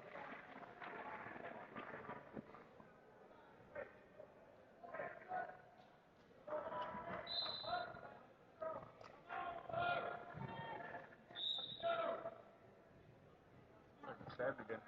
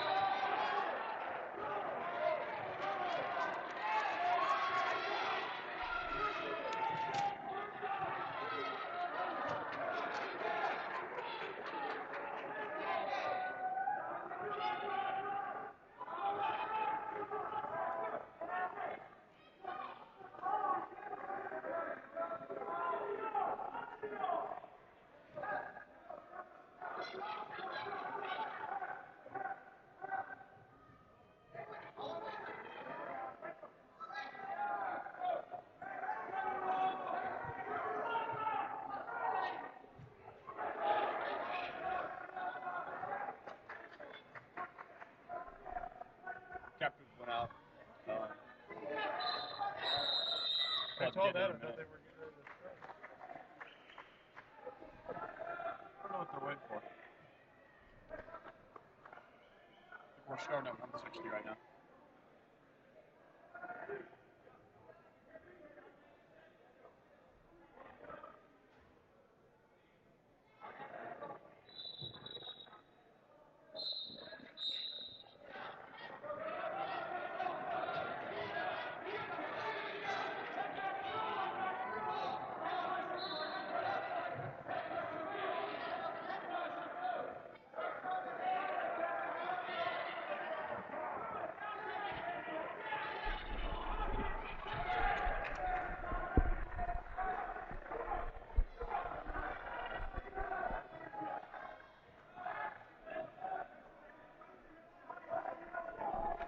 All right, fans, we are ready to go. It's our championship match of the Brownsburg Wrestling Invitational Tournament here on Audio Sports Online. Bulldogs 4-0 on the day, taking on the Fishers Tigers, who are also 4-0. Rob Kendall is my name. And time to turn it over to David Houston, our play-by-play man. David? All right, we're beginning the match today, the final championship match at the 160-pound weight class. Nick Tamaney is representing Fishers, and Seth Bronger is representing Brownsburg. Tamaney has a single leg on Bronger right now. He's trying to bring him back down to the mat. Trips him. Bronger goes out of bounds. Ref awards Fishers 2 points, takedown.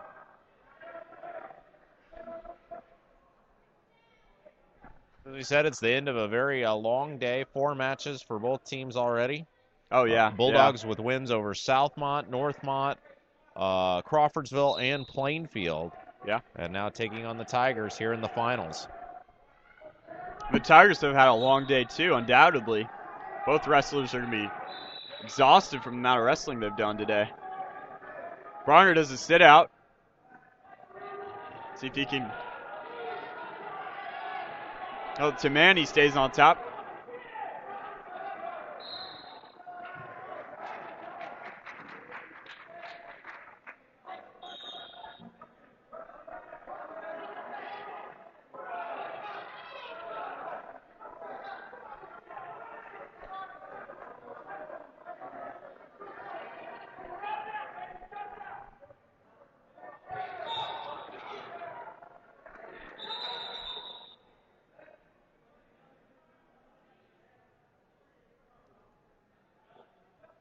Tamaney, a senior this year, is wrestling sophomore Seth Bronger, who's a returning letterman for Brownsburg.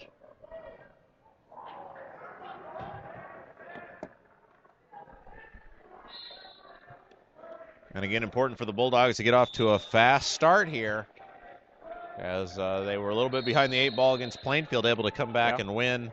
But that one went down to the final match before the Bulldogs really put it away.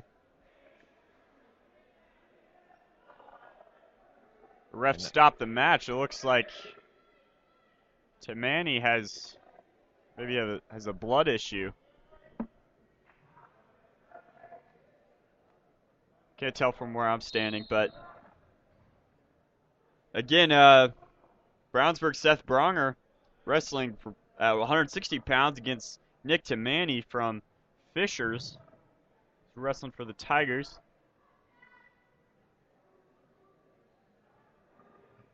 Tamaney came out to an early shot and has taken the lead and has been able to control the match so far.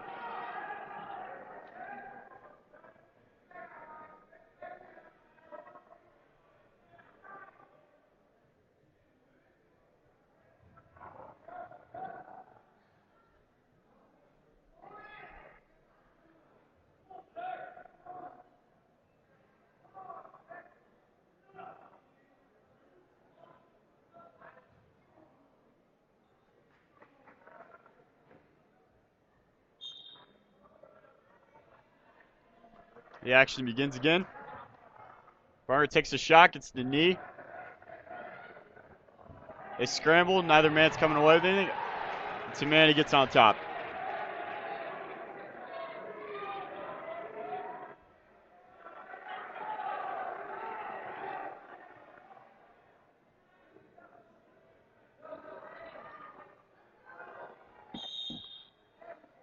That's the end of the first period.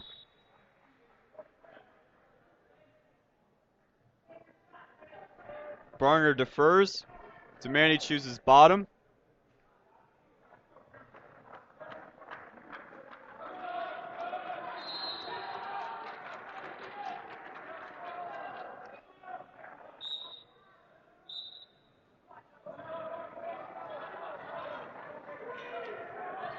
Demani gets a switch. 2-point reversal.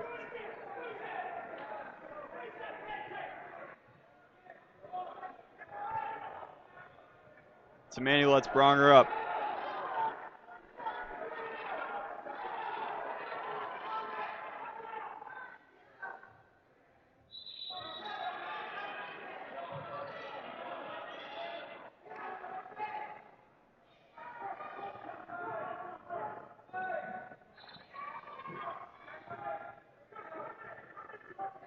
Bronger takes a shot. Unable to get anything.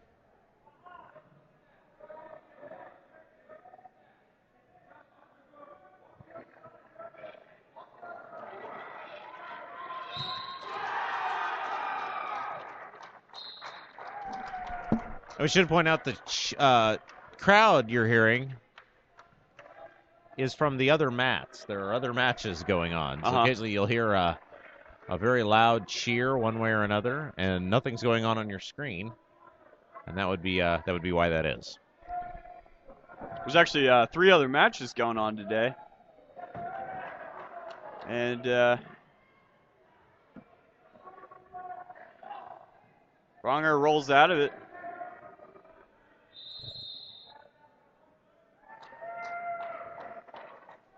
Neither man able to get the takedown.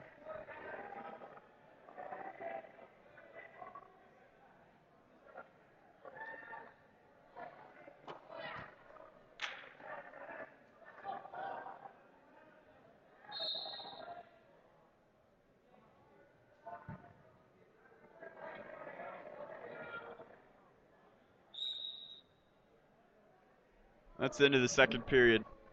It's just one of those matches so far where there's just been a whole lot of nothing going on. Yeah, you will get that a lot. Both men trying to look for something, and if they can't find it, then they just try to conserve as much energy as they can.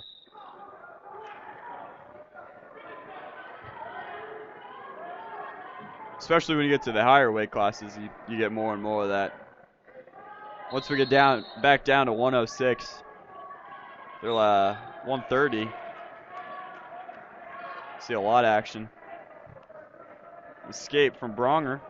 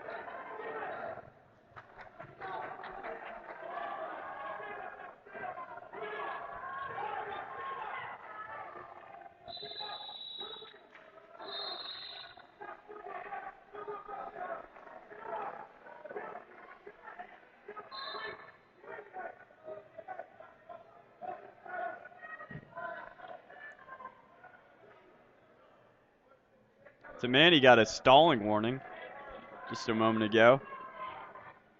If he gets another one, Bronger will get a point. Demani takes a shot, grabs a single, looking around to get behind. Neither man has control. They stand back up.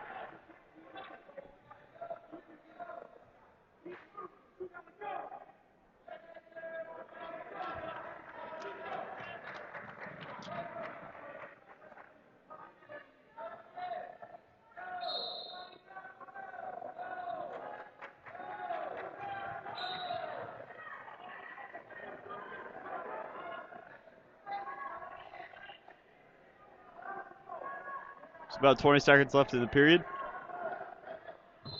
Seth Bronger trails in points to Fisher's Nick Tamani.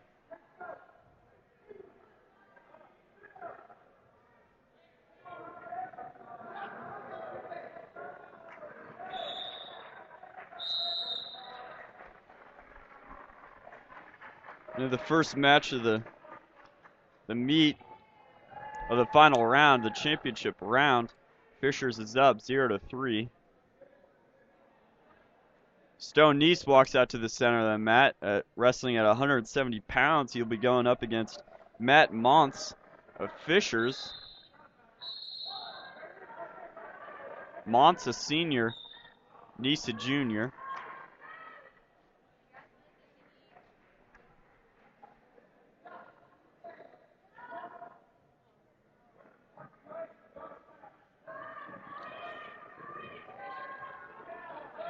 Both men battling for control.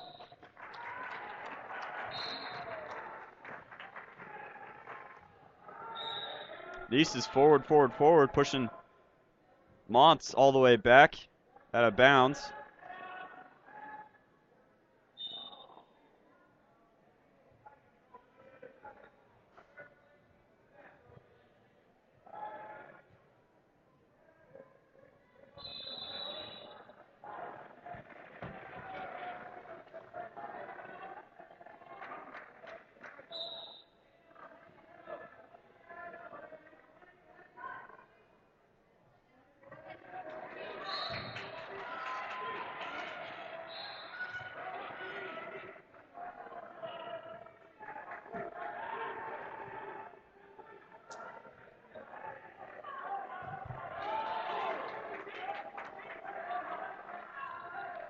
Although neither man has scored points yet, Neese seems to be in control of the match and is setting the tempo for the competition. No, Neese gets a takedown.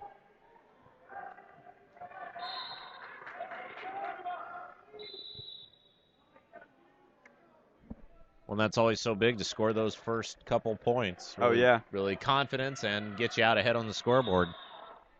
Absolutely.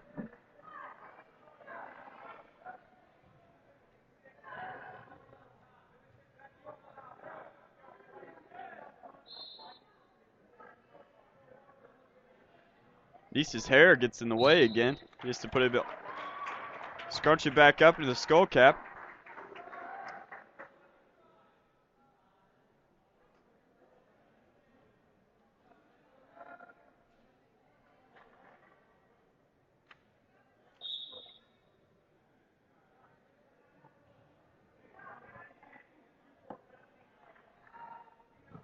Neese brings Monty's back to the mat with confidence.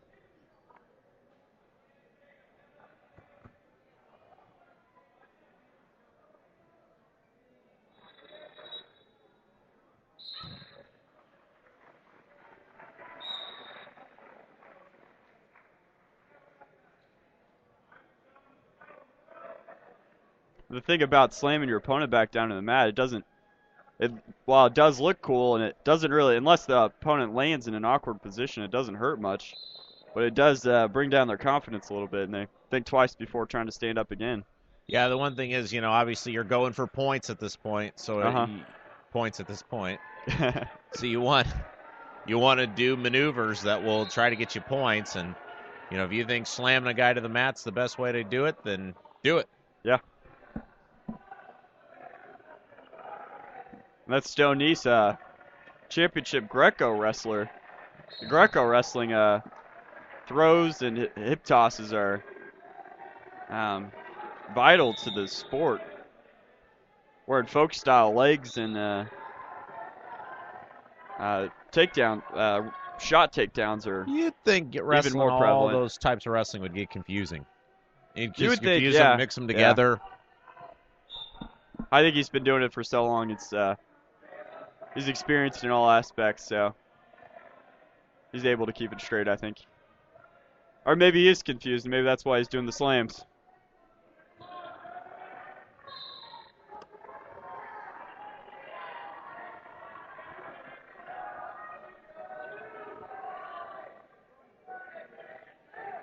He's circling around behind. He need to get takedown points. He needs to get his arm around. And that's 2.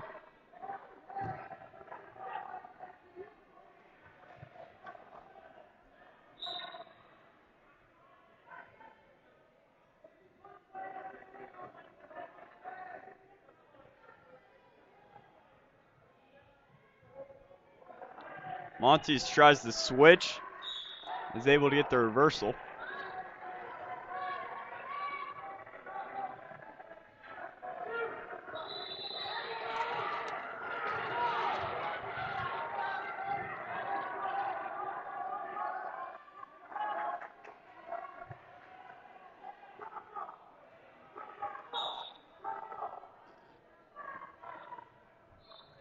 Stone stands up. He's looking to break away from Montes. He does. Montes grabs the leg and walks it out of bounds. No escape points.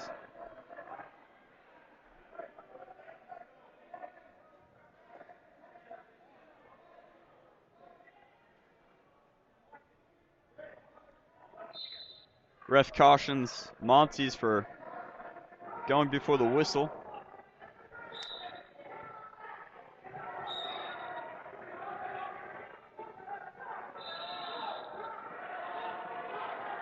Stone stands up. Montes grabs the leg.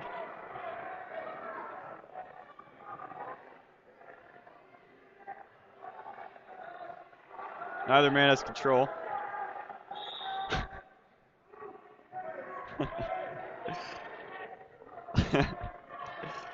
Young Talaboy smacks the ref on the back as hard as he can.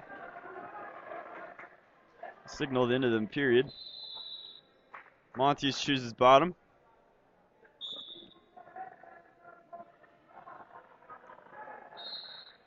Montes builds up to his feet. Comes a standing switch, doesn't work.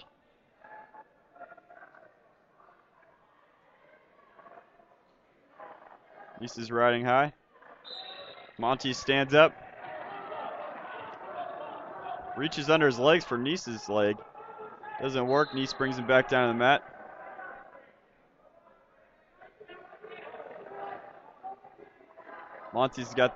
Stone's got the ankle.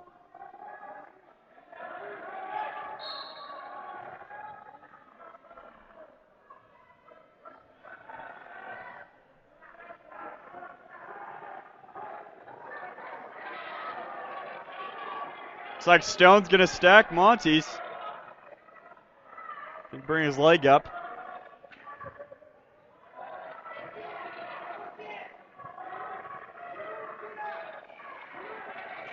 And this might be it.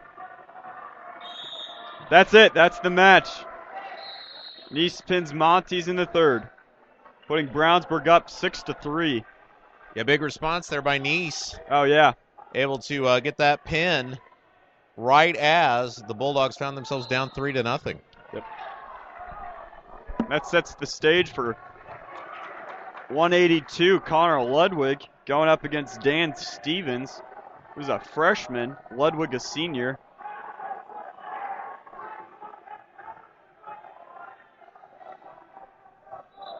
Ludwig's pinned his first 3 opponents. He is 3-0 on the season. Let's see if he can make it 4-0. Ludwig comes out with an early headlock. Snap down.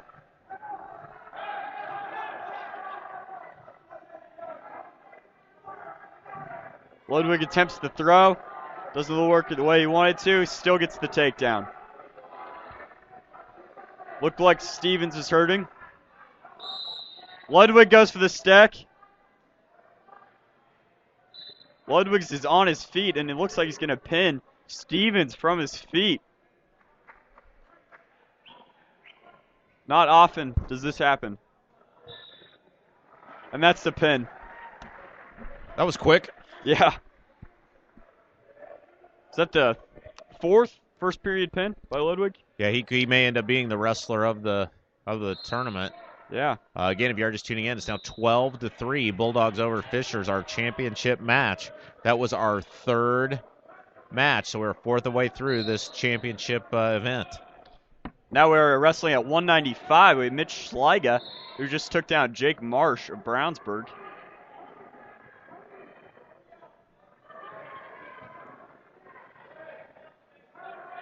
Marsh goes to his back. He's inching to the edge of the mat.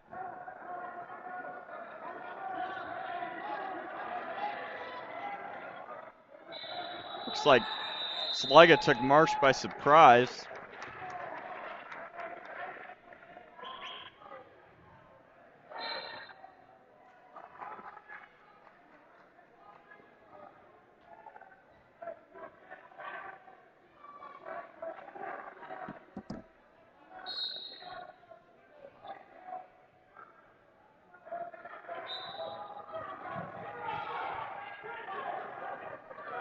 Sliga gets another takedown. Works in the near side cradle on Marsh. That's the end of the match. So they are rifling through the early matches. Yep. 3 pins in a row. Yep. And it's a 12-9 score. And that brings us to the 220 match. Jack Humphrey of Fishers.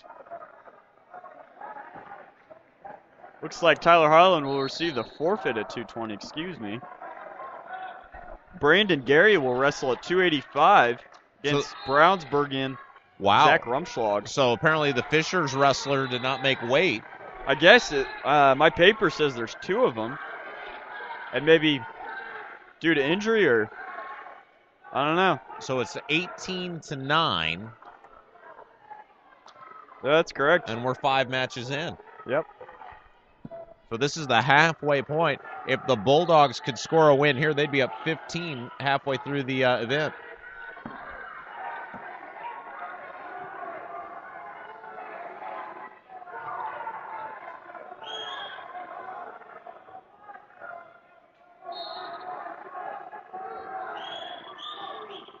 Both heavyweight men trying to get control on their feet.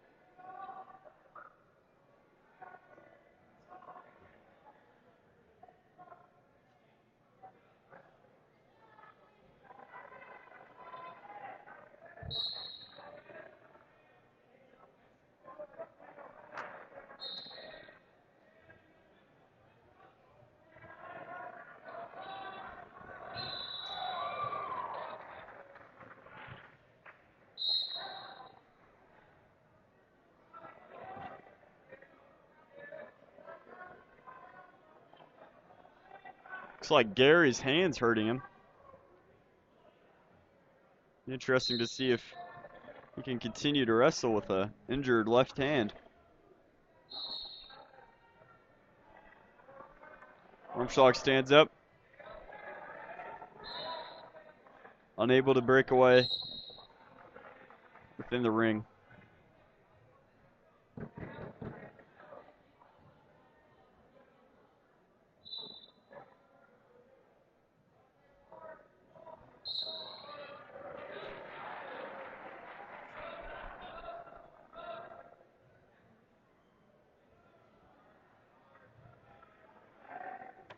Oh, and Rumschlag gets tripped. Goes to his back. And that's a pin for Gary. Team score is now 18 to 15, excuse me. They're packing up the points both ways quick.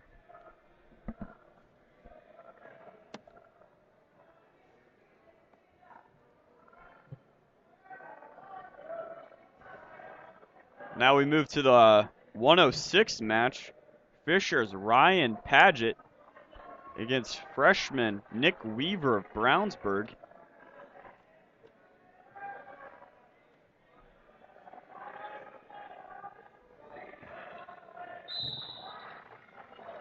Paget seems to have a major height advantage over Weaver. Weaver was able to pull away with the solid victory his last match.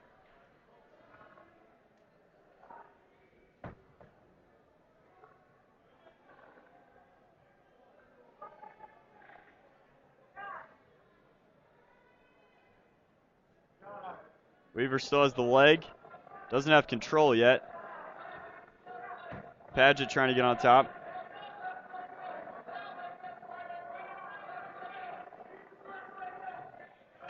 And Nick has control.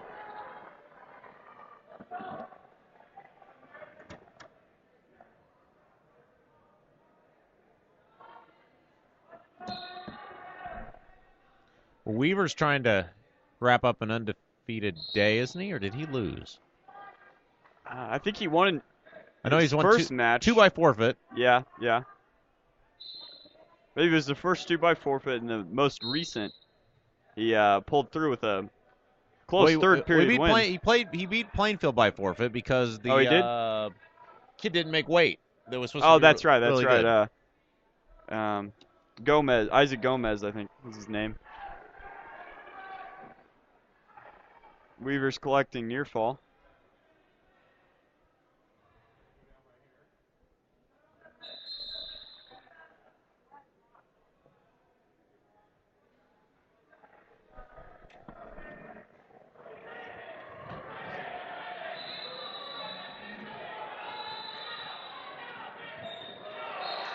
And that's the pin for Weaver. Huge win for the Bulldogs. Oh, absolutely. That puts him up 24 to 15.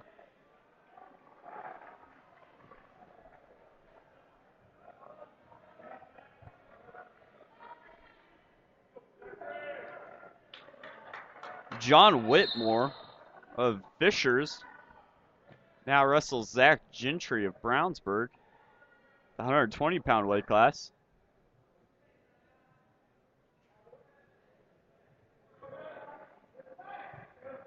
Both men come out moving quickly.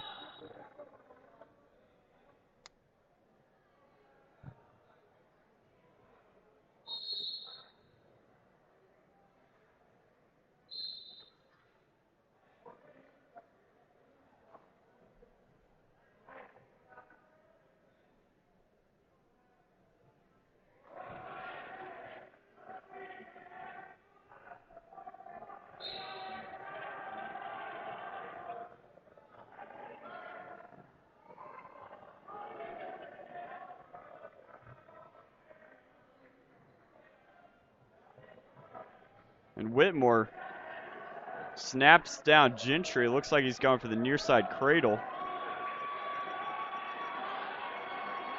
Gentry needs to get his hips down.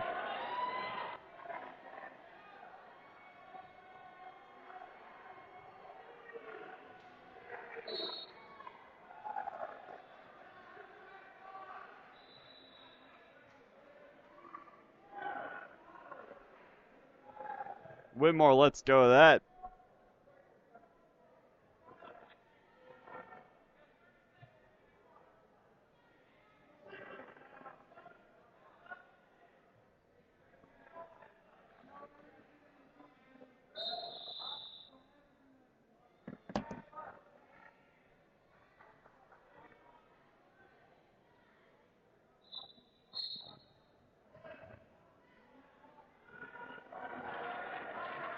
Gentry falls to his back.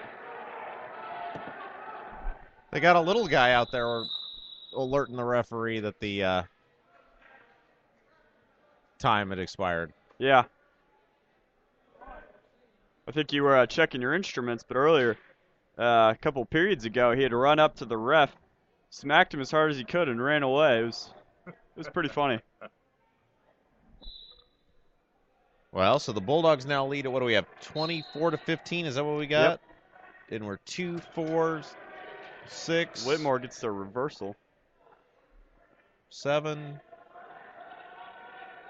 So we're at 113. So we got 120, 126, 132, 138, 145, and 152. Yeah.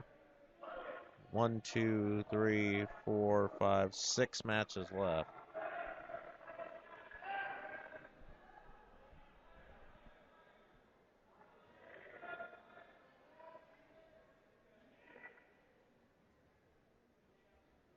Believe it or not, Zach Gentry's in my art class. He's quite the artist, which would be something I think is unexpected for a wrestler. But he's got some talent.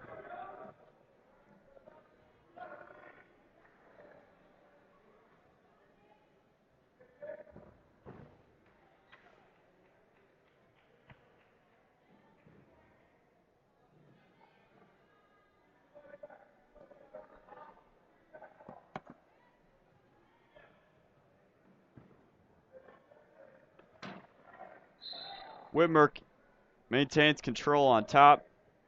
Gentry's looking for anything he can get. He's behind on points at this right now.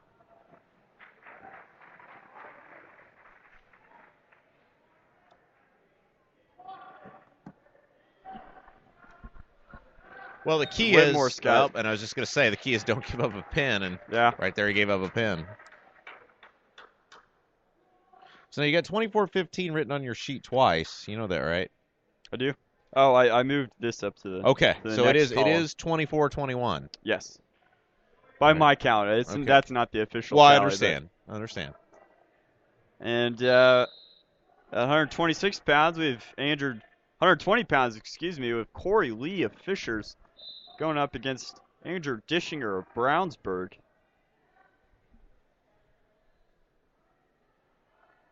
Both men fighting for control on top. On their feet, rather.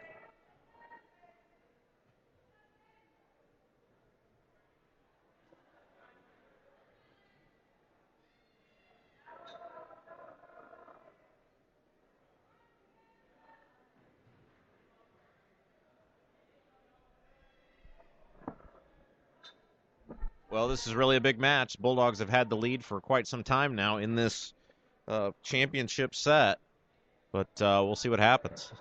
Oh, and Lee gets the takedown just on the edge of the mat.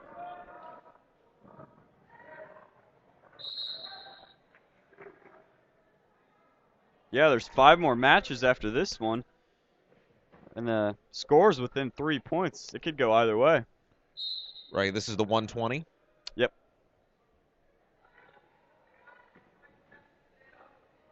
Yeah, and you as a Dishinger. coach, you got to know, you got to maybe be thinking a little bit, like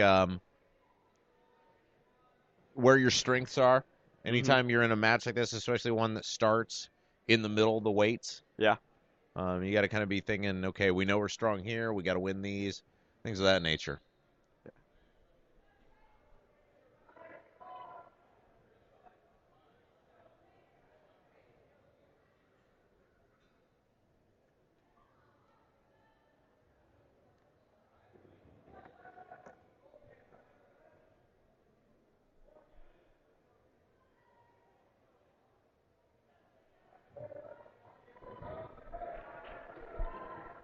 As the first period winds down, I believe Lee's up by 1.2-1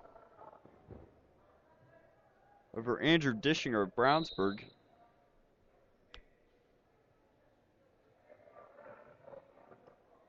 Lee defers. Brownsburg chooses down.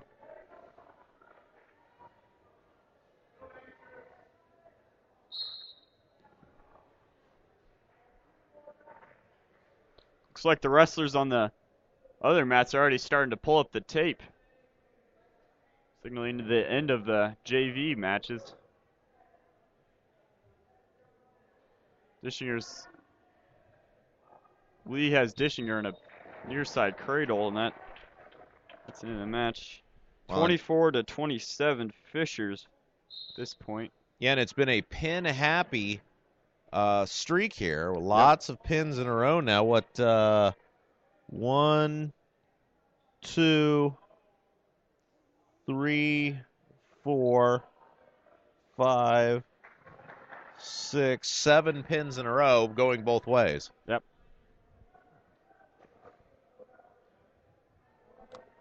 Now we have Austin Arnold going against Vinny Pavin,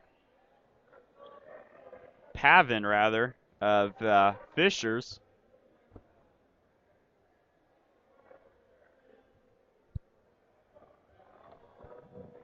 Pavin gets behind. Neither man has control, though.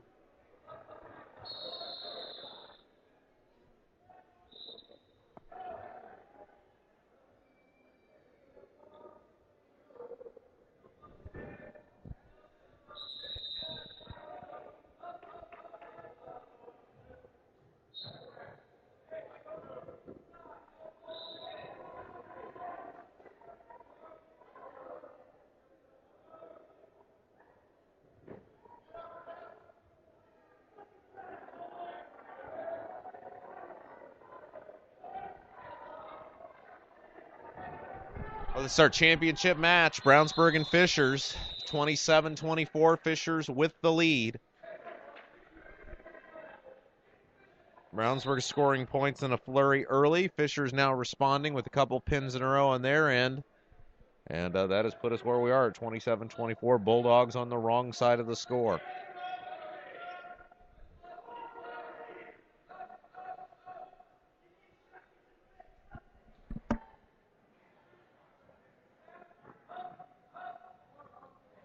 Oh my, Austin Arnold throws Vinny Pavin onto his back. It looked like Arnold's collecting near fall right now. Looks like that's a pin. Ref hasn't called anything yet.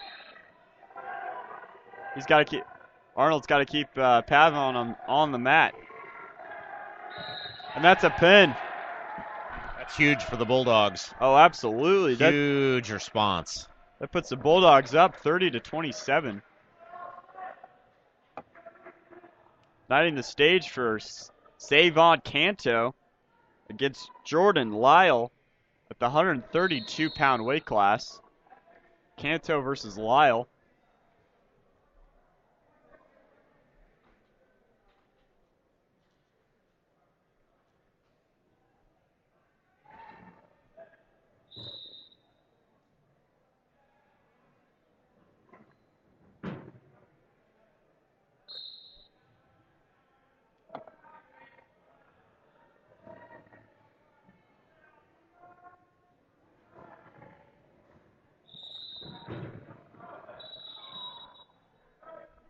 Well, now this becomes big for the Bulldogs. They just got that momentum back, and we'll see if they can hang on to it. They've got 1, 2, 3 matches after this one, correct? So 4 matches left to go if you include this one. So razor thin margin for error.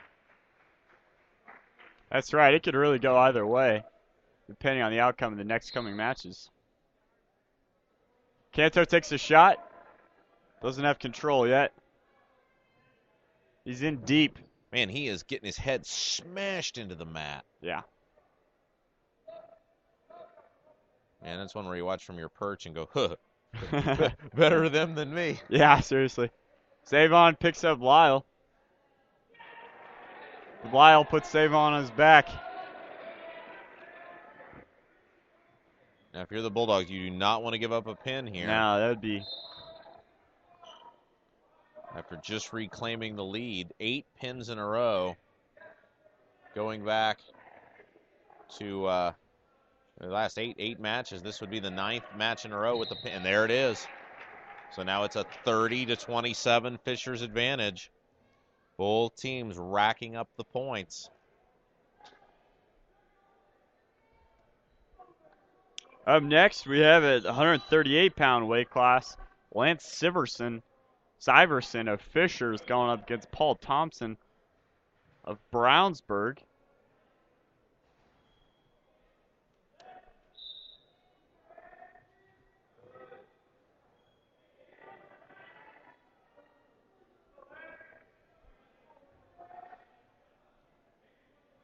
Both men in a collar tie.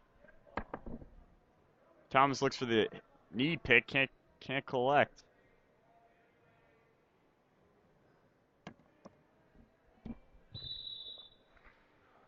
Thomas fakes a shot. He's got Syverson down. Gets behind, gets the takedown. Syverson stands back up. Thomas lets him go. That's 2-1 Thomas.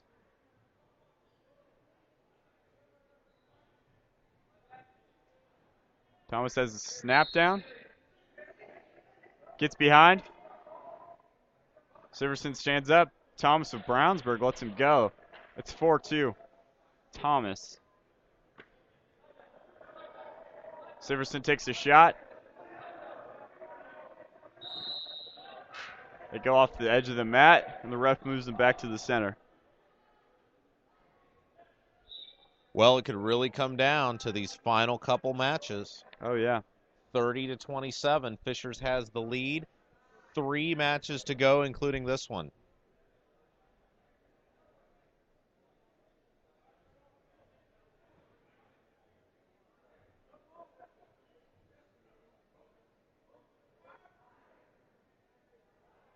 Syverson takes a shot. Thomas responds. Gets the headlock. Isn't able to go behind. Both wrestlers go back up to their feet. The referee stops the match for Syverson to adjust his headgear. Almost looked like Thomas blew his nose on the edge of the mat there. I think he may have done that.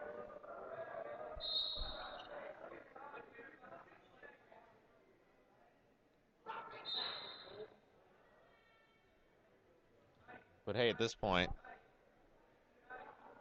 who's going to call it on him? Oh, just after the first period had ended, Thomas gets a takedown. Doesn't get the points for it, though.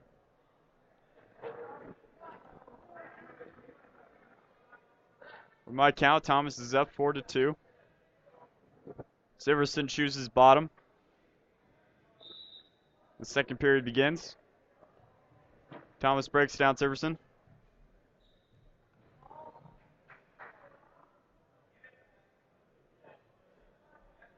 Looks for the Petersburg.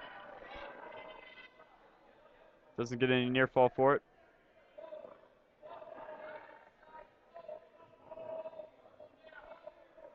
Thomas tries it again. Looks like he's trying to collect the head. Now this is about the one instance in wrestling where you can't do a figure 4 on the head. Well, he really needs a pin here, and he knows it.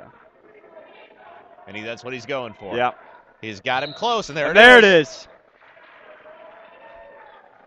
Second period pin. Thomas. And that'll make it, what, 33-30? 36-33, actually. Oh, 36-33. Okay. 2 matches to go. Bulldogs and the Tigers. Lots of pressure on these 2 participants. Mm-hmm. Who do we got? We have Zimmerman of Brownsburg wrestling Dawson of Fishers at 145 pounds. This is the second to last match of the day. All other matches have ended. And this is the championship match for Fishers and Brownsburg. Brownsburg up by a narrow margin of 36-33. A win by Zimmerman here. A pin by Zimmerman here would mean an automatic Brownsburg victory.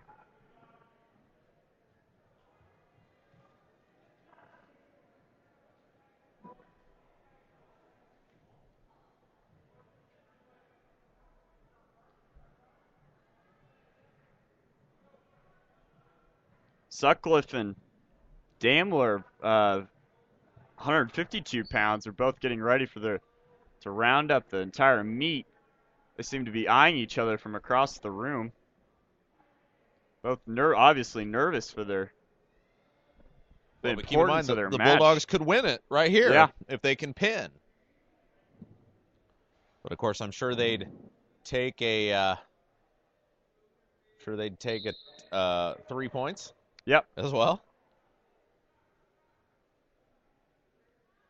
Yeah, a 3-point victory would mean here that Daimler would have to be pinned. That's 2 points And for the yeah. Bulldogs. Dawson stands back up, but Zimmerman brings him back down. Dawson's up again, and Zimmerman walks him off the mat. Hey, how's it going, buddy? Yeah, bud. I gotta go see it. It's really close. It's too far from here, so I'm gonna go that side. I don't blame you. Better to you. Yeah. How Brownsburg did? Good? Yeah, they're doing good. Final match. Oh, and Dawson gets the escape. Zimmerman's battling to stay in control of this match. He's up 2-1 by my count. I'm actually a 10 councilman for Brownsburg, so if you have anything, Okay, we well, love all the, I love everything you do for town. well, thank you. Yeah, I was really do a lot of things for Brownsburg. Fishers defers. Zimmerman chooses down. Work together and everything, right? Thanks for all you do. No problem, thank you. All right. You have a good one, buddy. All right, you too, buddy. Careful.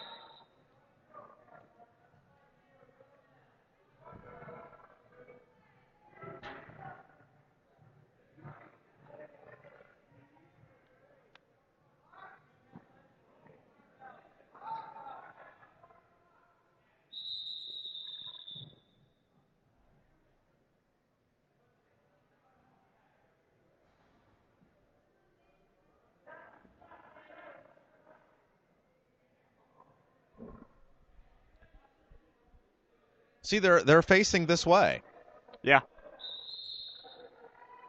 and they weren't doing that earlier. maybe the ref switched in the. Well, since we've had that ref the last couple times, Yeah. they've definitely Zimmerman gets a stand up. He's battling for the escape. That would put him up by 2 points. But Dawson's not letting go. Oh, Zimmerman tries to throw. Doesn't work. Dawson stays on top.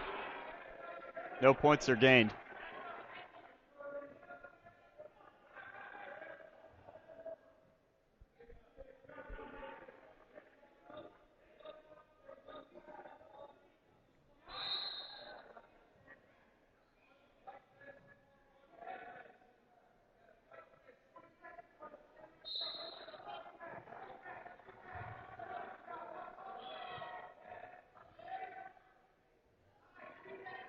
ooh, Oh, my. oh, ouch. Johnny gets a dramatic reversal. Now Dawson he's tries to pick walk him up on out. his feet. Zimmerman does a demonstrative no. Boy, Tries these to two keep it guys back are down. fighting to the very end. Oh, yeah. Both knowing how important these points are. Well, you couldn't ask for a better match as we wind down our tournament here.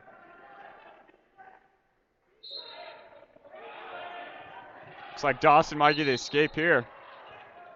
Zimmerman's hanging on. Brings it back down. Thought he was gonna. He tries to switch. Johnny's still on top. No man has control. There's seconds left. Dawson doesn't get any points. That's the end of the second period. We're going to the third. Johnny's up on points, but it's a close match. Dawson chooses bottom.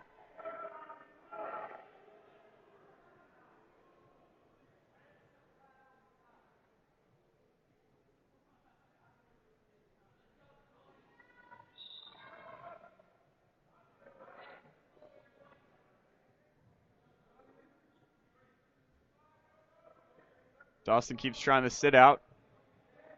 Zimmerman stays on top. Not giving up anything.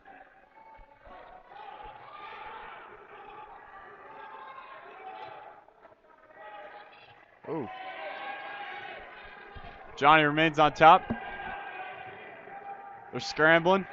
Dawson's got Zimmerman's legs. He might get a reversal here. Man, very athletic moves from both participants and a lot of strength involved too. Oh, absolutely. And both are just wrestling their hearts out right now in this very important match. Both teams screaming. Oh, there's the reversal. Dawson gets it.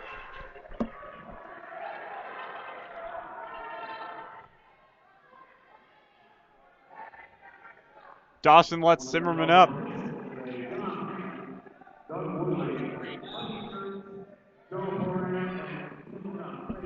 Dawson's up 5-4 after he gives Zimmerman, or 6. What's the score again? 5-3. 5-3. Excuse me.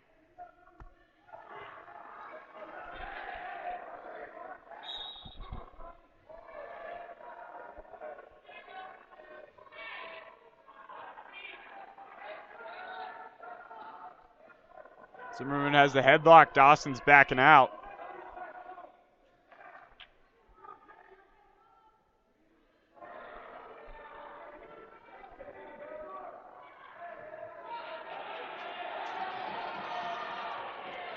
It's coming down to the wire. Dawson's shot after shot after shot. And that's the match. That's a huge win for the Bulldogs. It's going to put them up 6. 39-33. Yeah, 39-33. And 1 match to go. Josh Sutcliffe of Fisher is going up against CJ Damler of Brownsburg. Damler's the freshman, right? He is. So it's going to come down to Damler. Yep, Sutcliffe the junior. Now, he doesn't have to win. He just cannot get pinned. Yep. And that's what Sutcliffe's going to be going for, the pin to tie the teams. I don't know what would happen if there were to be a tie. There is a tiebreaker based on points. Okay. And then there's a tiebreaker if that's tied on points allowed.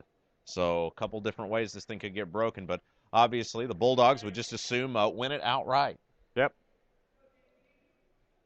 Boy, Damler, CJ gets the early takedown. Not taking any precautions. He's going right for it.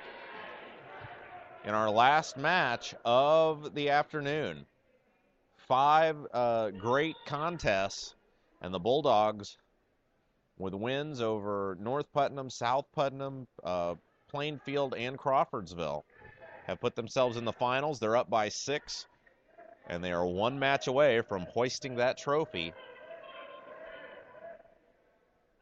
and calling themselves champions.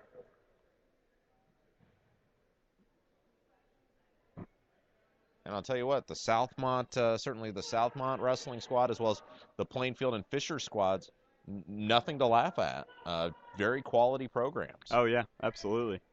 So these have all been very good wins so far, and this would be a third very good win for the Bulldogs today if they can hold on in this final contest.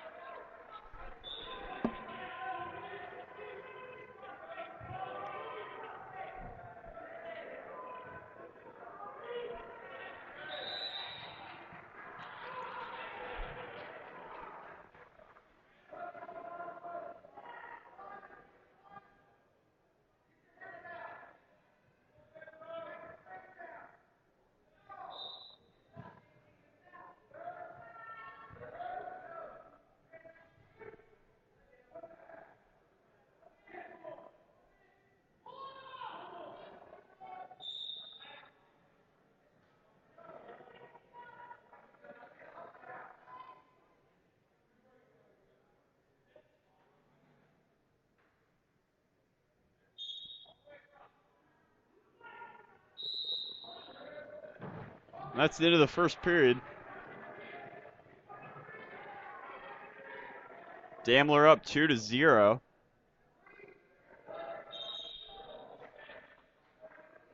Sutcliffe chooses bottom.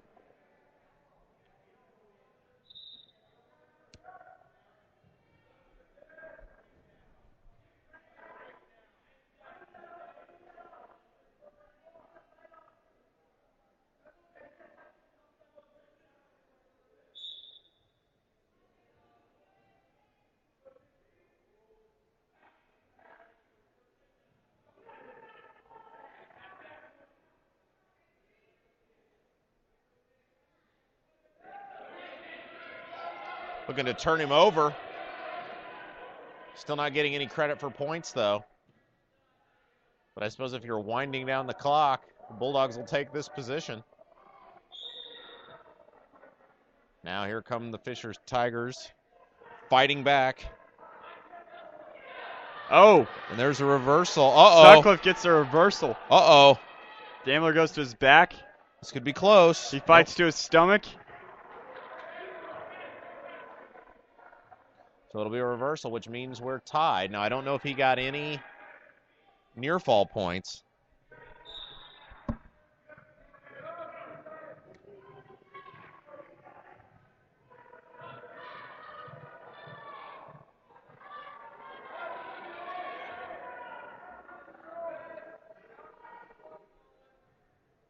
And Daimler gets the escape, extending his lead to 3-2.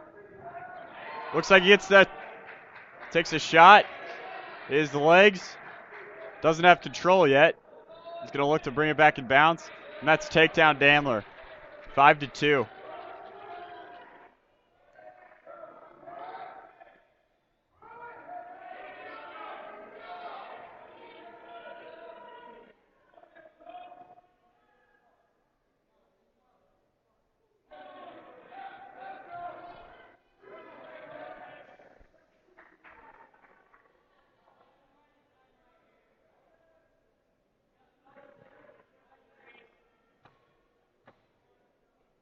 That's the end of the second period. Daimler likely would have had a pin via the crossface cradle if he had more time. So here we go.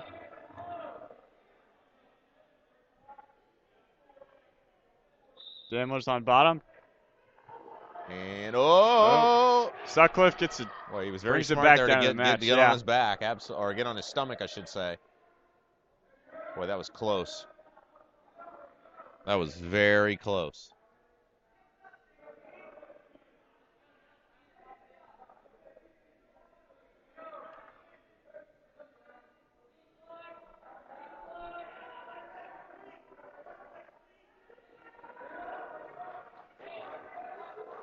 Oh, he's got him.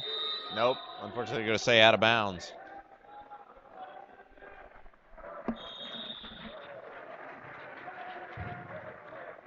They're going neutral.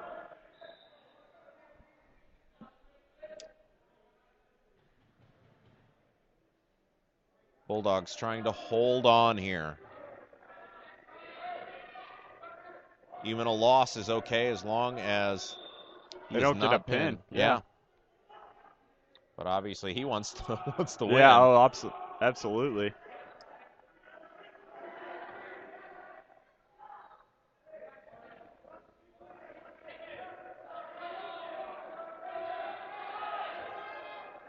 Daimler's got the leg.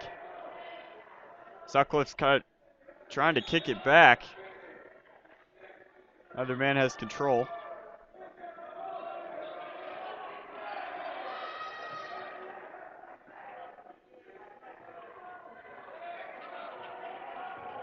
Oh, Daimler gets behind.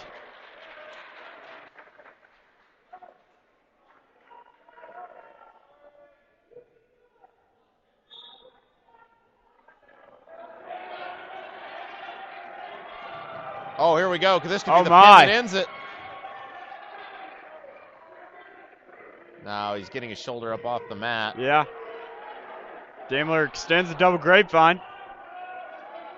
He's going to try to post his right, Sutcliffe's left shoulder. Yeah, but he's obviously content just to let this go the way it's going, because it would not only mean a win for him, but obviously a win for the Bulldogs. As long as he stays off his back, Brownsburg's going to take this thing home. Of course, he's still thinking, of course, he wants the win. There we go. And that'll do it. So the Bulldogs are going to win the match, and they're going to win the meet, and they're going to be champions of the Brownsburg Wrestling Invitational. David, thanks so much for doing this with us. Oh, no problem. It was my pleasure. Final thoughts on today's victory? Brownsburg did a great job. All of the teams had excellent days as well. It's just great wrestling. Yeah. Thanks for having me. Absolutely. Well, we'll look forward to seeing you on the 6th of December when the Bulldogs host Avon. I want to thank everybody for tuning us in today. Don't forget, if you've watched this event live, we're going to have the podcast up for you, so you can go back and watch it at your leisure. We'll try to have that up for you at some point tomorrow. So I want to thank everybody. I want to thank Coach Jason, Greg Hill, the entire athletic staff out here at Brownsburg. I want to thank our good friend and newfound professional broadcaster, Mr. Houston, for helping us out as well. For all the aforementioned people and everyone else, I'm Rob Kendall saying have yourself a great Saturday. Brownsburg Bulldogs are the Brownsburg Wrestling Invitational Champions.